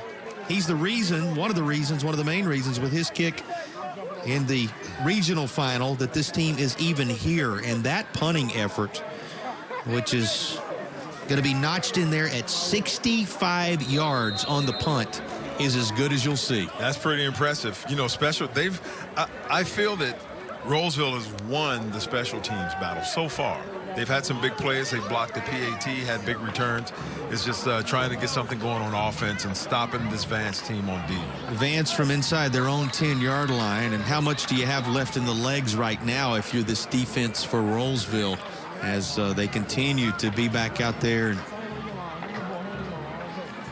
try to put a stop, throw some cold water on this red-hot Vance team right now. This third quarter having been extremely productive for Vance, a 15-0 split in this quarter. And it could grow. Oh, boy. Especially with a run like this.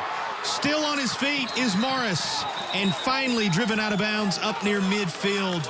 Joseph Morris, the senior running back, able to break loose.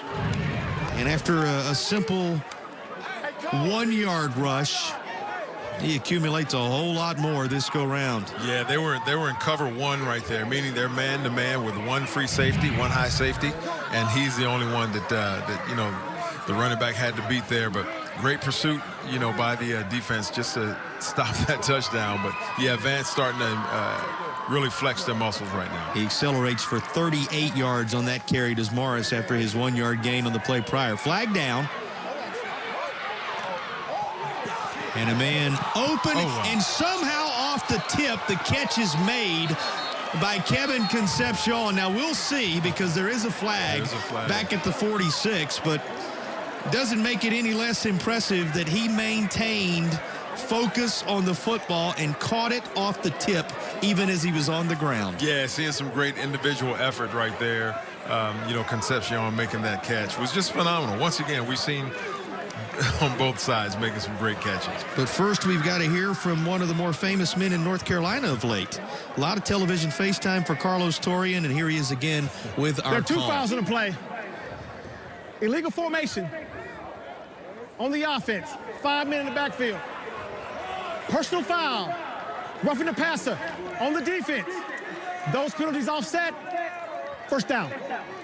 And it will be, as you said, an offset of penalties, but they retreat to the 49-yard line where this ends up being for naught. But watch the concentration. Yeah, great grab. Great grab. And this is a beautiful angle on this. What good camera work we're able to give you from so many angles throughout the course of the night. Kudos to those in the truck distributing those pictures and all those who have braved the elements throughout this week to make sure that you can see them from the different camera positions here. Been our privilege, and before we get much deeper into this thing, and the fourth quarter's coming, and we'll obviously be locked in here, but what an amazing crew we've had a chance to work with here at NC State. Our producers all the way down, and all the camera people and the fine folks that are directing in the truck and providing replay and graphics. It comes together. We're part of a large team. You hear our voices, but so many working hard all day long to make it possible. Yeah. This is going to bring us toward the end of the quarter. Now, that is across the sticks, so it'll stop briefly for the Riddle and Brantley first down. That will be the final one of the state championship week. A reminder, Riddle and Brantley injured in an accident. Call Riddle and Brantley when justice counts. They're going to switch sides. Fourth quarter coming. 35-14. Now the lead having been built by the defending champion, Vance Cougars.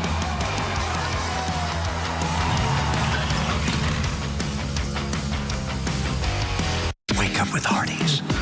The $3 bacon, egg, and cheese burrito.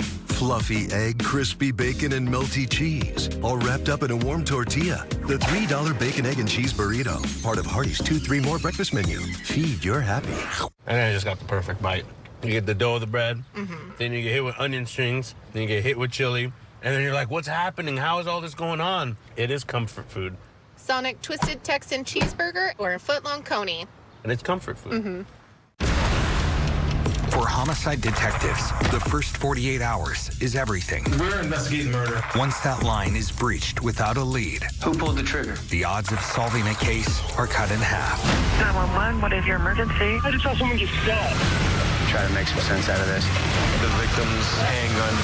I've been awake 36 hours, and it's absolutely worth it to bring this case to a close. Weekdays at 10.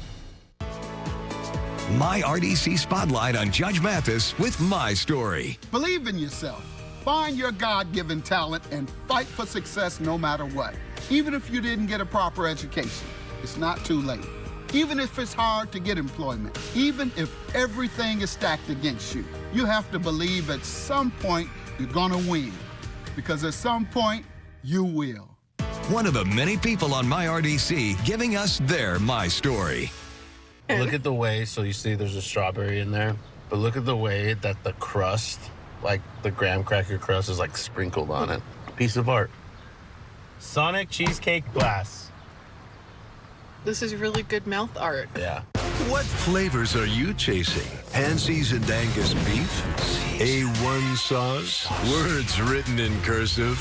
Luxury you eat with your hands. Try the new Steakhouse Angus Thick Burger at Hardee's. Feed your happy. Behind 460 yards of total offense, the top team in the state, the defending champions, 144 of those through the air, 316 of them on the ground. For Vance, with those numbers, they built a commanding lead entering the fourth quarter, 35-14. And from behind, this is going to be snuffed out. Corey Bible's name we've called over and over and over again all night. He's playing just as hard as he was at the opening gun tonight, Eric. Yeah, he's doing a great job. You know, he was one of the players that we were looking to highlight, and that young man, you know, catching him from the backside, coming from that outside linebacker spot, just chasing him down. Only thing he had to do left was to try and strip that ball out of the quarterback's hands. But, yeah, great job by that young man. Trying to will Rolesville right back into the thick of this thing with 1 quarter left for the team here for the very first time. Against a crew looking for back-to-back titles. And it's kept in the thick of things by Joseph Morris, covered up pretty quickly. If you want to compare this, the production, 453 yards now, even with the loss for Vance to the state championship a year ago. They had 227 yards of offense, did Vance last year when they held their opponent, Leesville Road, to just 80 yards.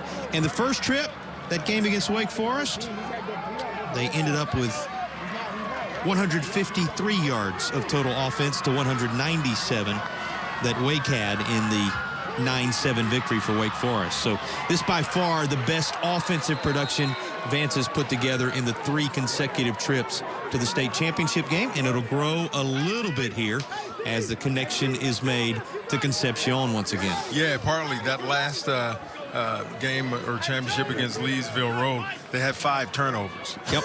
You know, so they were constantly working with a short field, and so they didn't have to make these long drives. A little bit better defensive team here that they're facing, but once again, they're imposing their will. The athletes are starting to make themselves known in this game.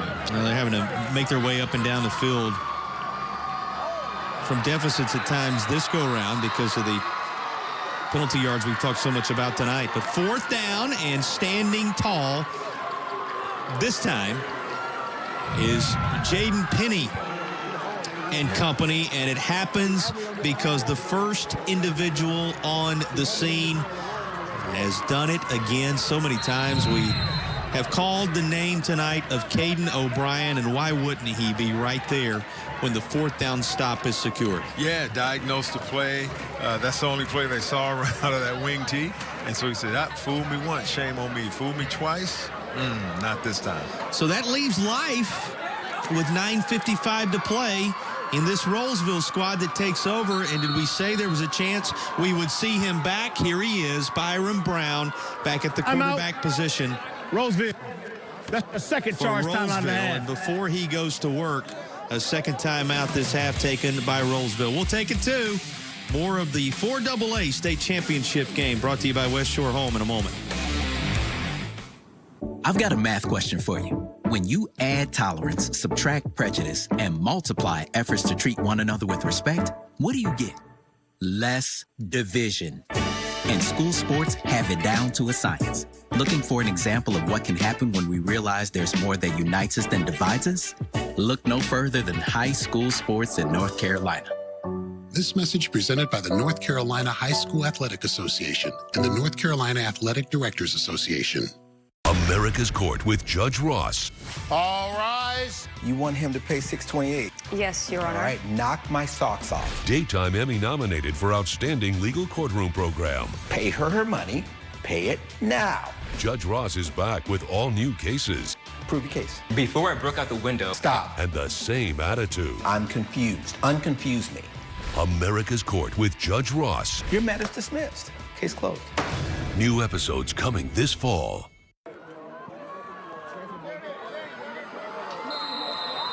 So after the timeout, here is Rolesville. And as I mentioned before the break, Byron Brown back in at the quarterback position. A man that has continued to soldier through. And, well, he's able to draw him off. Here's the latest penalty against Vance. Dead ball. False start. Well, actually going the other way. So movement on the Rolesville side of things. Forgive us. It's happened so rare at times tonight that you automatically jump to conclusions. You have to be careful. Our apologies, as this is against the offense. And again, let's see how healthy Brown is and what he's able to piece together here as he goes back to work. By the way, third penalty and 15 yards, the penalty yards that have been assessed against Rolesville tonight out of the 24 penalties that have been handed down. This gets almost the penalty yardage back, and so near the original line of scrimmage on a connection to Rory Jones.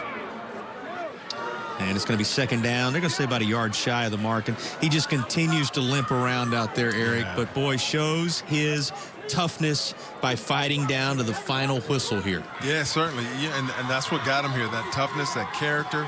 And he's going to give his all right here for his team because everybody's playing. It's a team effort right here. This pass incomplete, just a little short of the mark. And coach's staff making their thoughts known. Coach Samick, among others, wanting to see if he could perhaps coax another flag on the contact that took place in the secondary there, but it will remain an incomplete pass and a third down play coming. 3rd and 11 for Brown and company from the 33-yard line against a smothering Vance defense.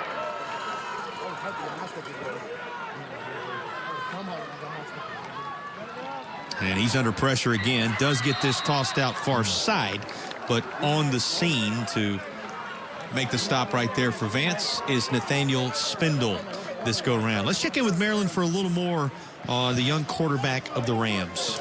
Before Byron Brown stepped back out onto the field for that drive that Rolesville is about to punt to finish here, he was warming up, or re-warming up rather, after sitting on the bench a little bit, throwing passes back and forth with Ethan Harris, who'd stepped into his role while he rested that ankle. And his intelligence is what Martin Semick points to as what makes him so great.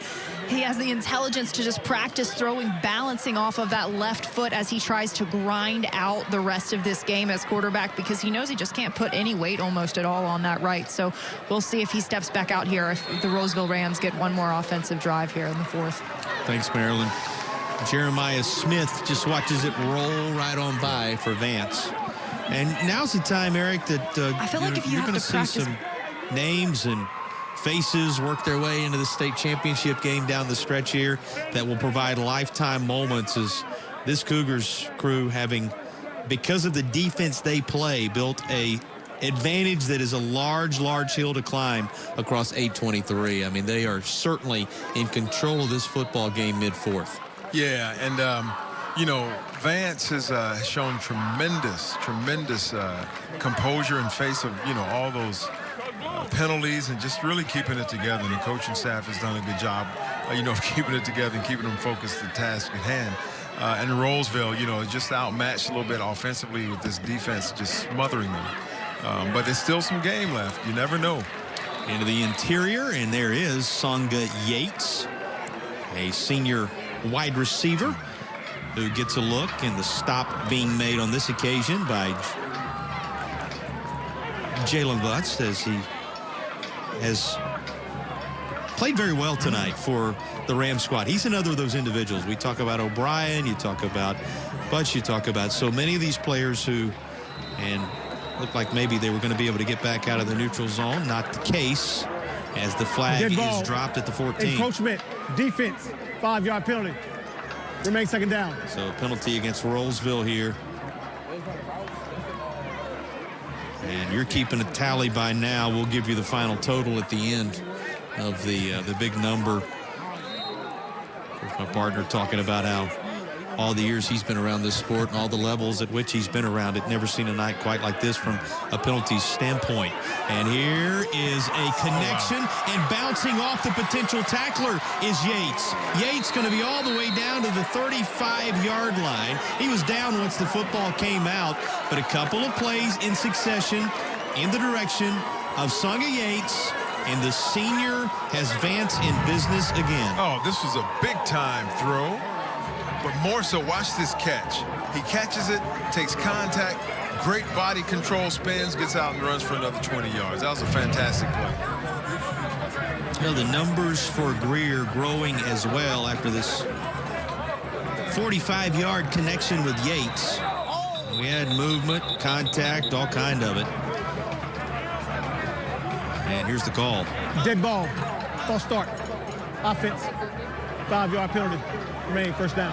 22nd penalty against Vance, backing this crew up. Here are the numbers for Greer tonight. 14 of 18, 200 yards passing, the 3 touchdowns through the air. Then Smothers has the touchdown on the ground, 11 carries, 88 yards. He's the leading rusher by 2 over Greer, who's carried it 11 times for 86 yards. Morris also 10 carries, 77 yards. That's the bulk of the 308 rushing yards for a team now up over 500 yards of total offense in this game. Yeah, that's pretty impressive, JP. We saw right there where number 8 Concepcion takes the snap directly and had Greer split out to the right. You know it's going to be a run, and Rolesville was definitely ready for it. Just wanted to talk real quick about number 54 Butts. He's had a fantastic game with that inside linebacker spot. Just diagnosing and reading and making those good plays. So he's done well tonight. Butts, O'Brien, so many of these Rams, and they're giving you the same intensity we saw from them at the start of the game, and that's saying something with the way things have trended on the scoreboard for sure. And you can see why they're here and why you expect this is, though it's the first time, not going to be the last year here, the Rolesville Rams. And coming near side, just dumps that away, and it is incomplete. 510 yards of total offense, 200 passing, 310 rushing for Vance, and those numbers still climbing at the 6:20 mark of the fourth quarter. Yeah, they average about 40 points per game. And they're just piling it up right now. And, and they're in no hurry. 6 minutes and 20 seconds to go in the game. They're content to, just let things kind of take its course. Let you take its course and getting the call in. And, hopefully, they're looking to drive. I'm sure that's what they're thinking, drive and score on here. But no hurry for them right now.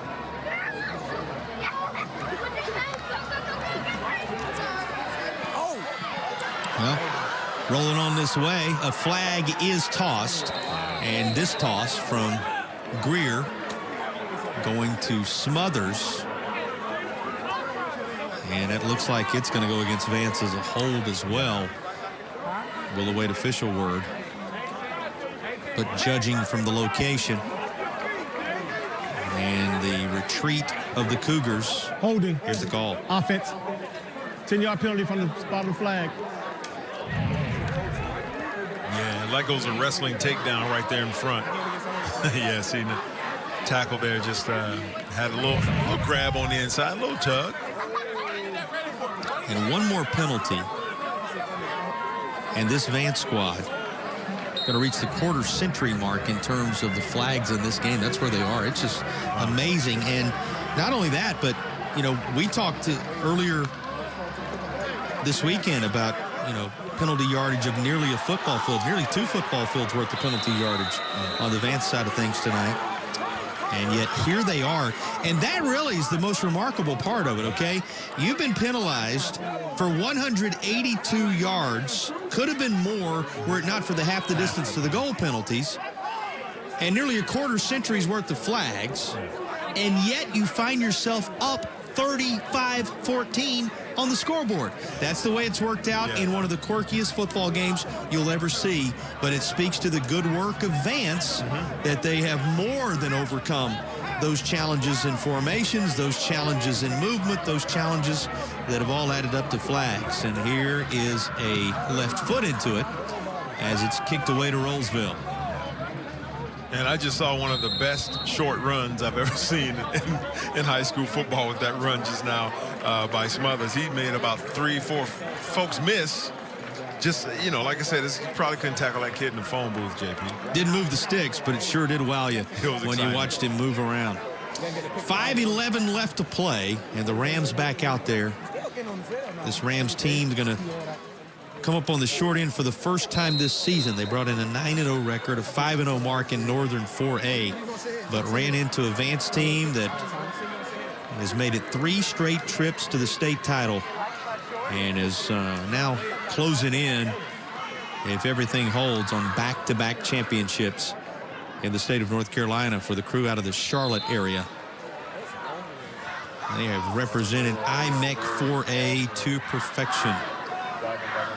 And after allowing 80 yards total to their opponent in the state championship game last year, they have allowed just 66 total yards tonight, minus 17 rushing, 83 passing.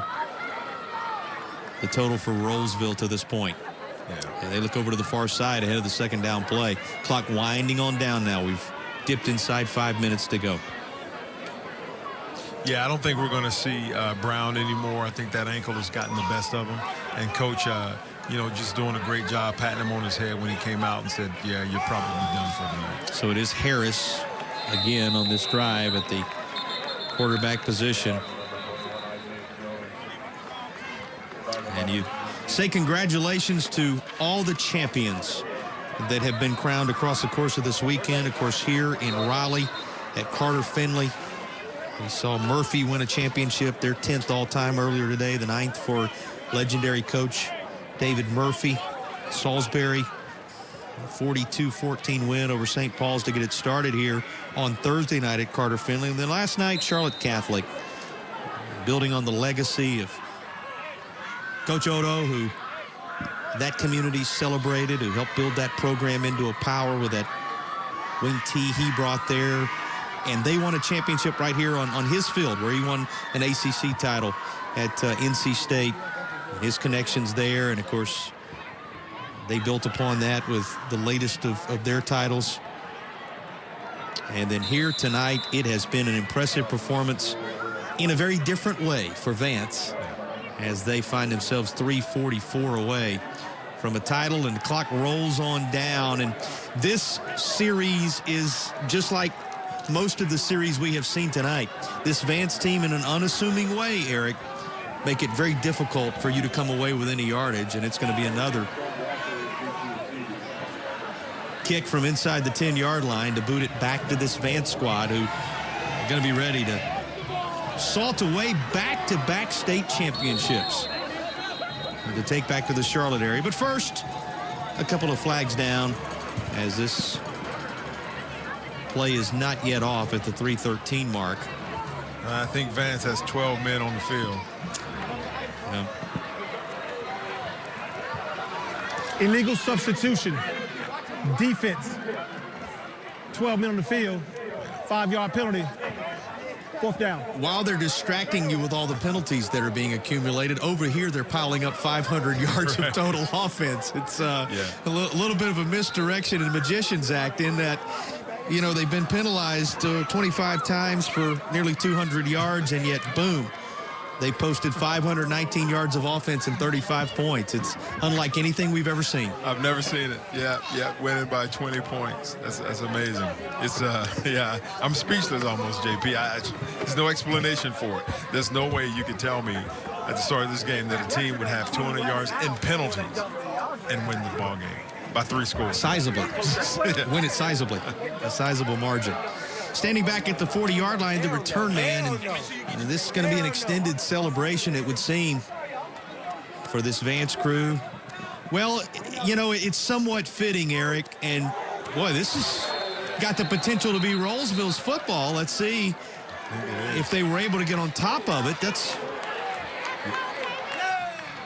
Well, they're going to point. They're going to say it stayed with, and coming out of there with the football for Rolesville was Raphael Johnson. And it looked as if perhaps there was contact, but it's going to stay with Vance. We'll put their run in perspective after the break. Hello. I'm new guy. Tell me about this epic stuffed crust pizza. It's made with fresh, never frozen dough, hand-stuffed with cheese. Good job. All right, you called me. It is me. No, I knew it was you. Let me hear you say epic stuffed crust. Epic stuffed crust! This is the black dress. I'm the judge, and we're in the middle of a trial. In the People's Court, Judge Millan rules. How can you accept that? Say it, forget it, write it, regret it. Real people. She made a collage of my pictures. Naked pictures? Yeah. Wow. Real cases. He was getting violent. I didn't know what else to do. I want to kill him. Get out of my courtroom. Real drama. What's the age difference between you two? 40 years. Did you let him in on the paternity test? No. Oh, my God. Real justice. The People's Court. Weekdays on MyRDC. She got the scholarships. You saved. He got into his dream college. But you need some help bridging the gap between savings and scholarships and the cost of tuition. Apply for an affordable NC Assist loan and make their dreams of going to college a reality. Well, in this most unusual of seasons, why not have the most unusual of games? Let's see if this was touched. As he was rolling back there, somehow kept that left foot away from it, it seems. And there it is, touched by Rolesville. So our officiating crew, as they have been on top of everything tonight, right on top of that call. And it will be Vance football. So now they're trying to expire the final 2:25 off the game clock for a second straight state championship. This one with very little drama for the most part coming down the stretch. This team outscoring Rolesville 15-0 in the third quarter, and the fourth has just been a back and forth with no points to this juncture. There's Joseph Morris again. Morris has carried a great deal of the load tonight. That's his 11th rush for up over 80 yards. Greer with 11 carries, 86 yards. Smothers, 12 carries. He's 3 yards shy, as Smothers, of a 100-yard night. And then, of course, the passing of Greer, too, 14 of 19 for 200 yards and 3 touchdowns. And the receiving touchdowns belong to Concepcion, Allen, and Wright. That trio, something special through the air tonight for Vance. Yeah, Vance is I almost wanted to say a complete game, but you know, with there's all that the one little thing, yeah, isn't there? Little wrinkle. Up across the 40-yard line, the latest of Allen's contributions tonight. They're up over 530 yards of total offense. Going to end up being interesting to see where that stat ends and where the other stat, of course, that you've heard us mention well enough tonight. It'll be interesting to see where those two numbers end up. Total offense allowed, and then, of course, the other statistical category we're keeping an eye on. Well, with just over a minute to play, the Gatorade bath, it has been handed down. And Vance is getting ready to put the finishing touches on back-to-back titles. And, hey, they won one in Chapel Hill. They're going to win one here in Raleigh. How many players get to leave their playing days and say, I won one at UNC, I won one at NC State? Right. These Vance Cougars are in a position to do just that. And how many people are going to say, I won one in the spring? This is... Yeah, you would hope maybe be the only group ever to pull that off in terms of the champions that have been crowned across the course of the weekend here and at UNC. Most outstanding defensive player. Most outstanding offensive player. All those announcements coming up when all is said and done tonight. We'll have our player of the game. We'll have our play of the game, drive of the game. All that coming for you. But first, we got to bring this game to a close in the most unusual of seasons. It took the most unusual of games, but the Vance Cougars are still atop 4AA in North Carolina as they will claim a 35-14 back-to-back state championship victory. Congratulations. That's right, JP. That's an awesome win for the Vance. For the Vance Cougars. I'm laughing because it's just one of the most unlikely with all those penalties on.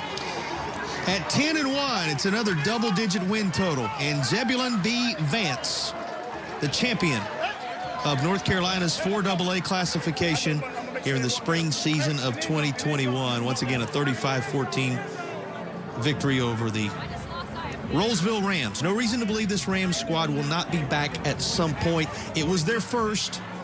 nobody who's seen them this year believes it will be their last trip to the state championship. Yeah, I agree, JP. You know, Coach Samick does a great job preparing these kids for their first time coming here. It was a big show, but yeah, like you're saying, I don't think it'll be their last one. Well, at the end of the day, it's not about the penalties. At the end of the day, it's not even about the 531 yards. It's about a championship. And that's what Coach Farabee and his crew has for the second consecutive football season. He's with Maryland. You're all business right now. Looking at you, talking to your team, sending them into the end zone. You said that this was the expectation for your program. What do you feel now that they've met that expectation? Feels good, man. You know, when you set goals and you attain them. And with some of these kids that I have, they don't come from, the best lives. So to get this done, it means a lot. It means a lot. Now, you did it last year or 2019. You've done it again this time. What feels better or different this time around? I inherited a team last year. That was a great football team. The coach before them, Coach Brand, done a wonderful job with those guys. So I kind of inherited his team. So it didn't feel like it was mine. But this one here feels like it's mine. Because most of these guys are guys that came in with me as 9th graders and now they're 10th graders. So it feels a lot better now that I've got it done without inheriting something. Now, if it's yours, when are we going to see you smile and enjoy and go really lean into what is happening that you're doing here? It's mixed emotions right now. I'm bottling a lot of stuff up. Because, it's been a lot going on with me, amongst my team and things like that. So it'll come out eventually. It may not come out right now, but it'll come out eventually. But don't get it twisted. It feels good. It definitely feels good because the kids work so hard, man, and the staff works so hard. I got a great coaching staff, and when you got guys like that to make your job easy, this makes it that much better. Well, thank you so much for your time. Go enjoy this with the program and the athletes that are yours. Enjoy it. Congratulations. Jason, don't get it twisted. He loves this. Vance, your 4AA state champions. Well, and if you thought 80 yards allowed was something last year, they allowed 67 yards of total offense to their opponent. What a defensive performance. What a championship. Back-to-back for Vance. An unwavering commitment. That's what it means to be true blue. Ford designs with you in mind by building smart, innovative features into our lineup of legendary SUVs to help keep you in command when you're on the road. And in return, America has shown their loyalty. See your Carolina Ford dealer and discover what true blue means to you. Now get 0 for 60 on Escape or Expedition, or get up to $72.50 cash back. Go to buyfordnow.com to learn more. For homicide detectives, the first 48 hours is everything. We're investigating murder. Once that line is breached without a lead, Who pulled the trigger? the odds of solving a case are cut in half. 911, what is your emergency? I just saw someone get stabbed. Try to make some sense out of this. The victim's handgun. I've been awake 36 hours, and it's absolutely worth it to bring this case to a close. Weekdays at 10. Whatever the crime. You never come to work thinking you're going to see something like that. Whatever the motive. If he couldn't have her, no one was going to have her. Whatever it takes, answers to mysteries will be revealed. The question is, who's going to benefit by these two deaths? I remember falling to the floor. He was finally caught. On Dateline. Weekdays at 11 on MyRDC 28. Patrick Swayze. Dirty Dancing.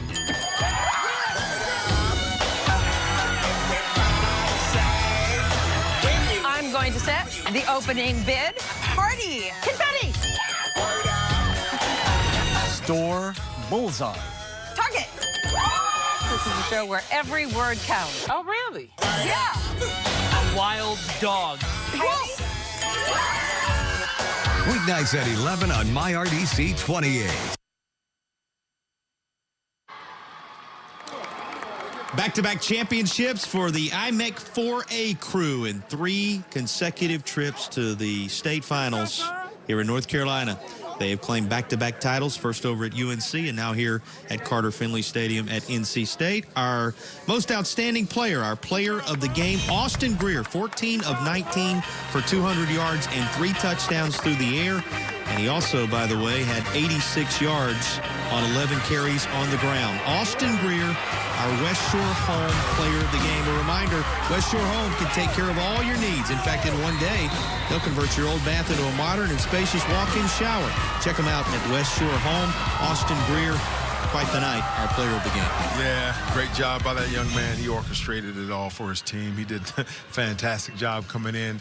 Congratulations there, young Greer. And here is our play of the game, and it's going to be brought to you from Vance's Allen, one of his many key performances. That's our Hardee's Feed Your Happy play of the game. Just a snapshot of what was a big night with 35 points and 531 yards of offense on the board for this Vance crew. And the drive of the game was ignited on the Rolesville side of things by Noah Rogers, who had several huge catches tonight. It was this return that sparked the drive of the game for Rolesville.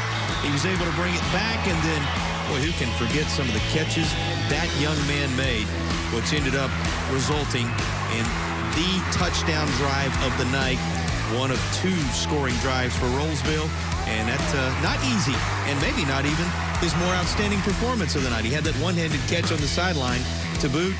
That is our drive of the game, and that completes this unusual season, this unusual championship. What a night, E. Yeah, fantastic. Congratulations to the Vance Cougars as they bring home that championship once again. 531 yards of total offense, and even though penalized 24 times for 187 yards, well, they overcome that, and they hold their opponent to 67. Thanks to all of our sponsors. You see them on the screen right there. What tremendous work they've all put in to see to it that you can see these championships. For our crew here at Carter Finley Stadium, including Marilyn Payne, Eric Cash, I'm Jason Patterson. Thanks for joining us. Congrats to all the champions in spring of 21. The biggest comedy stars.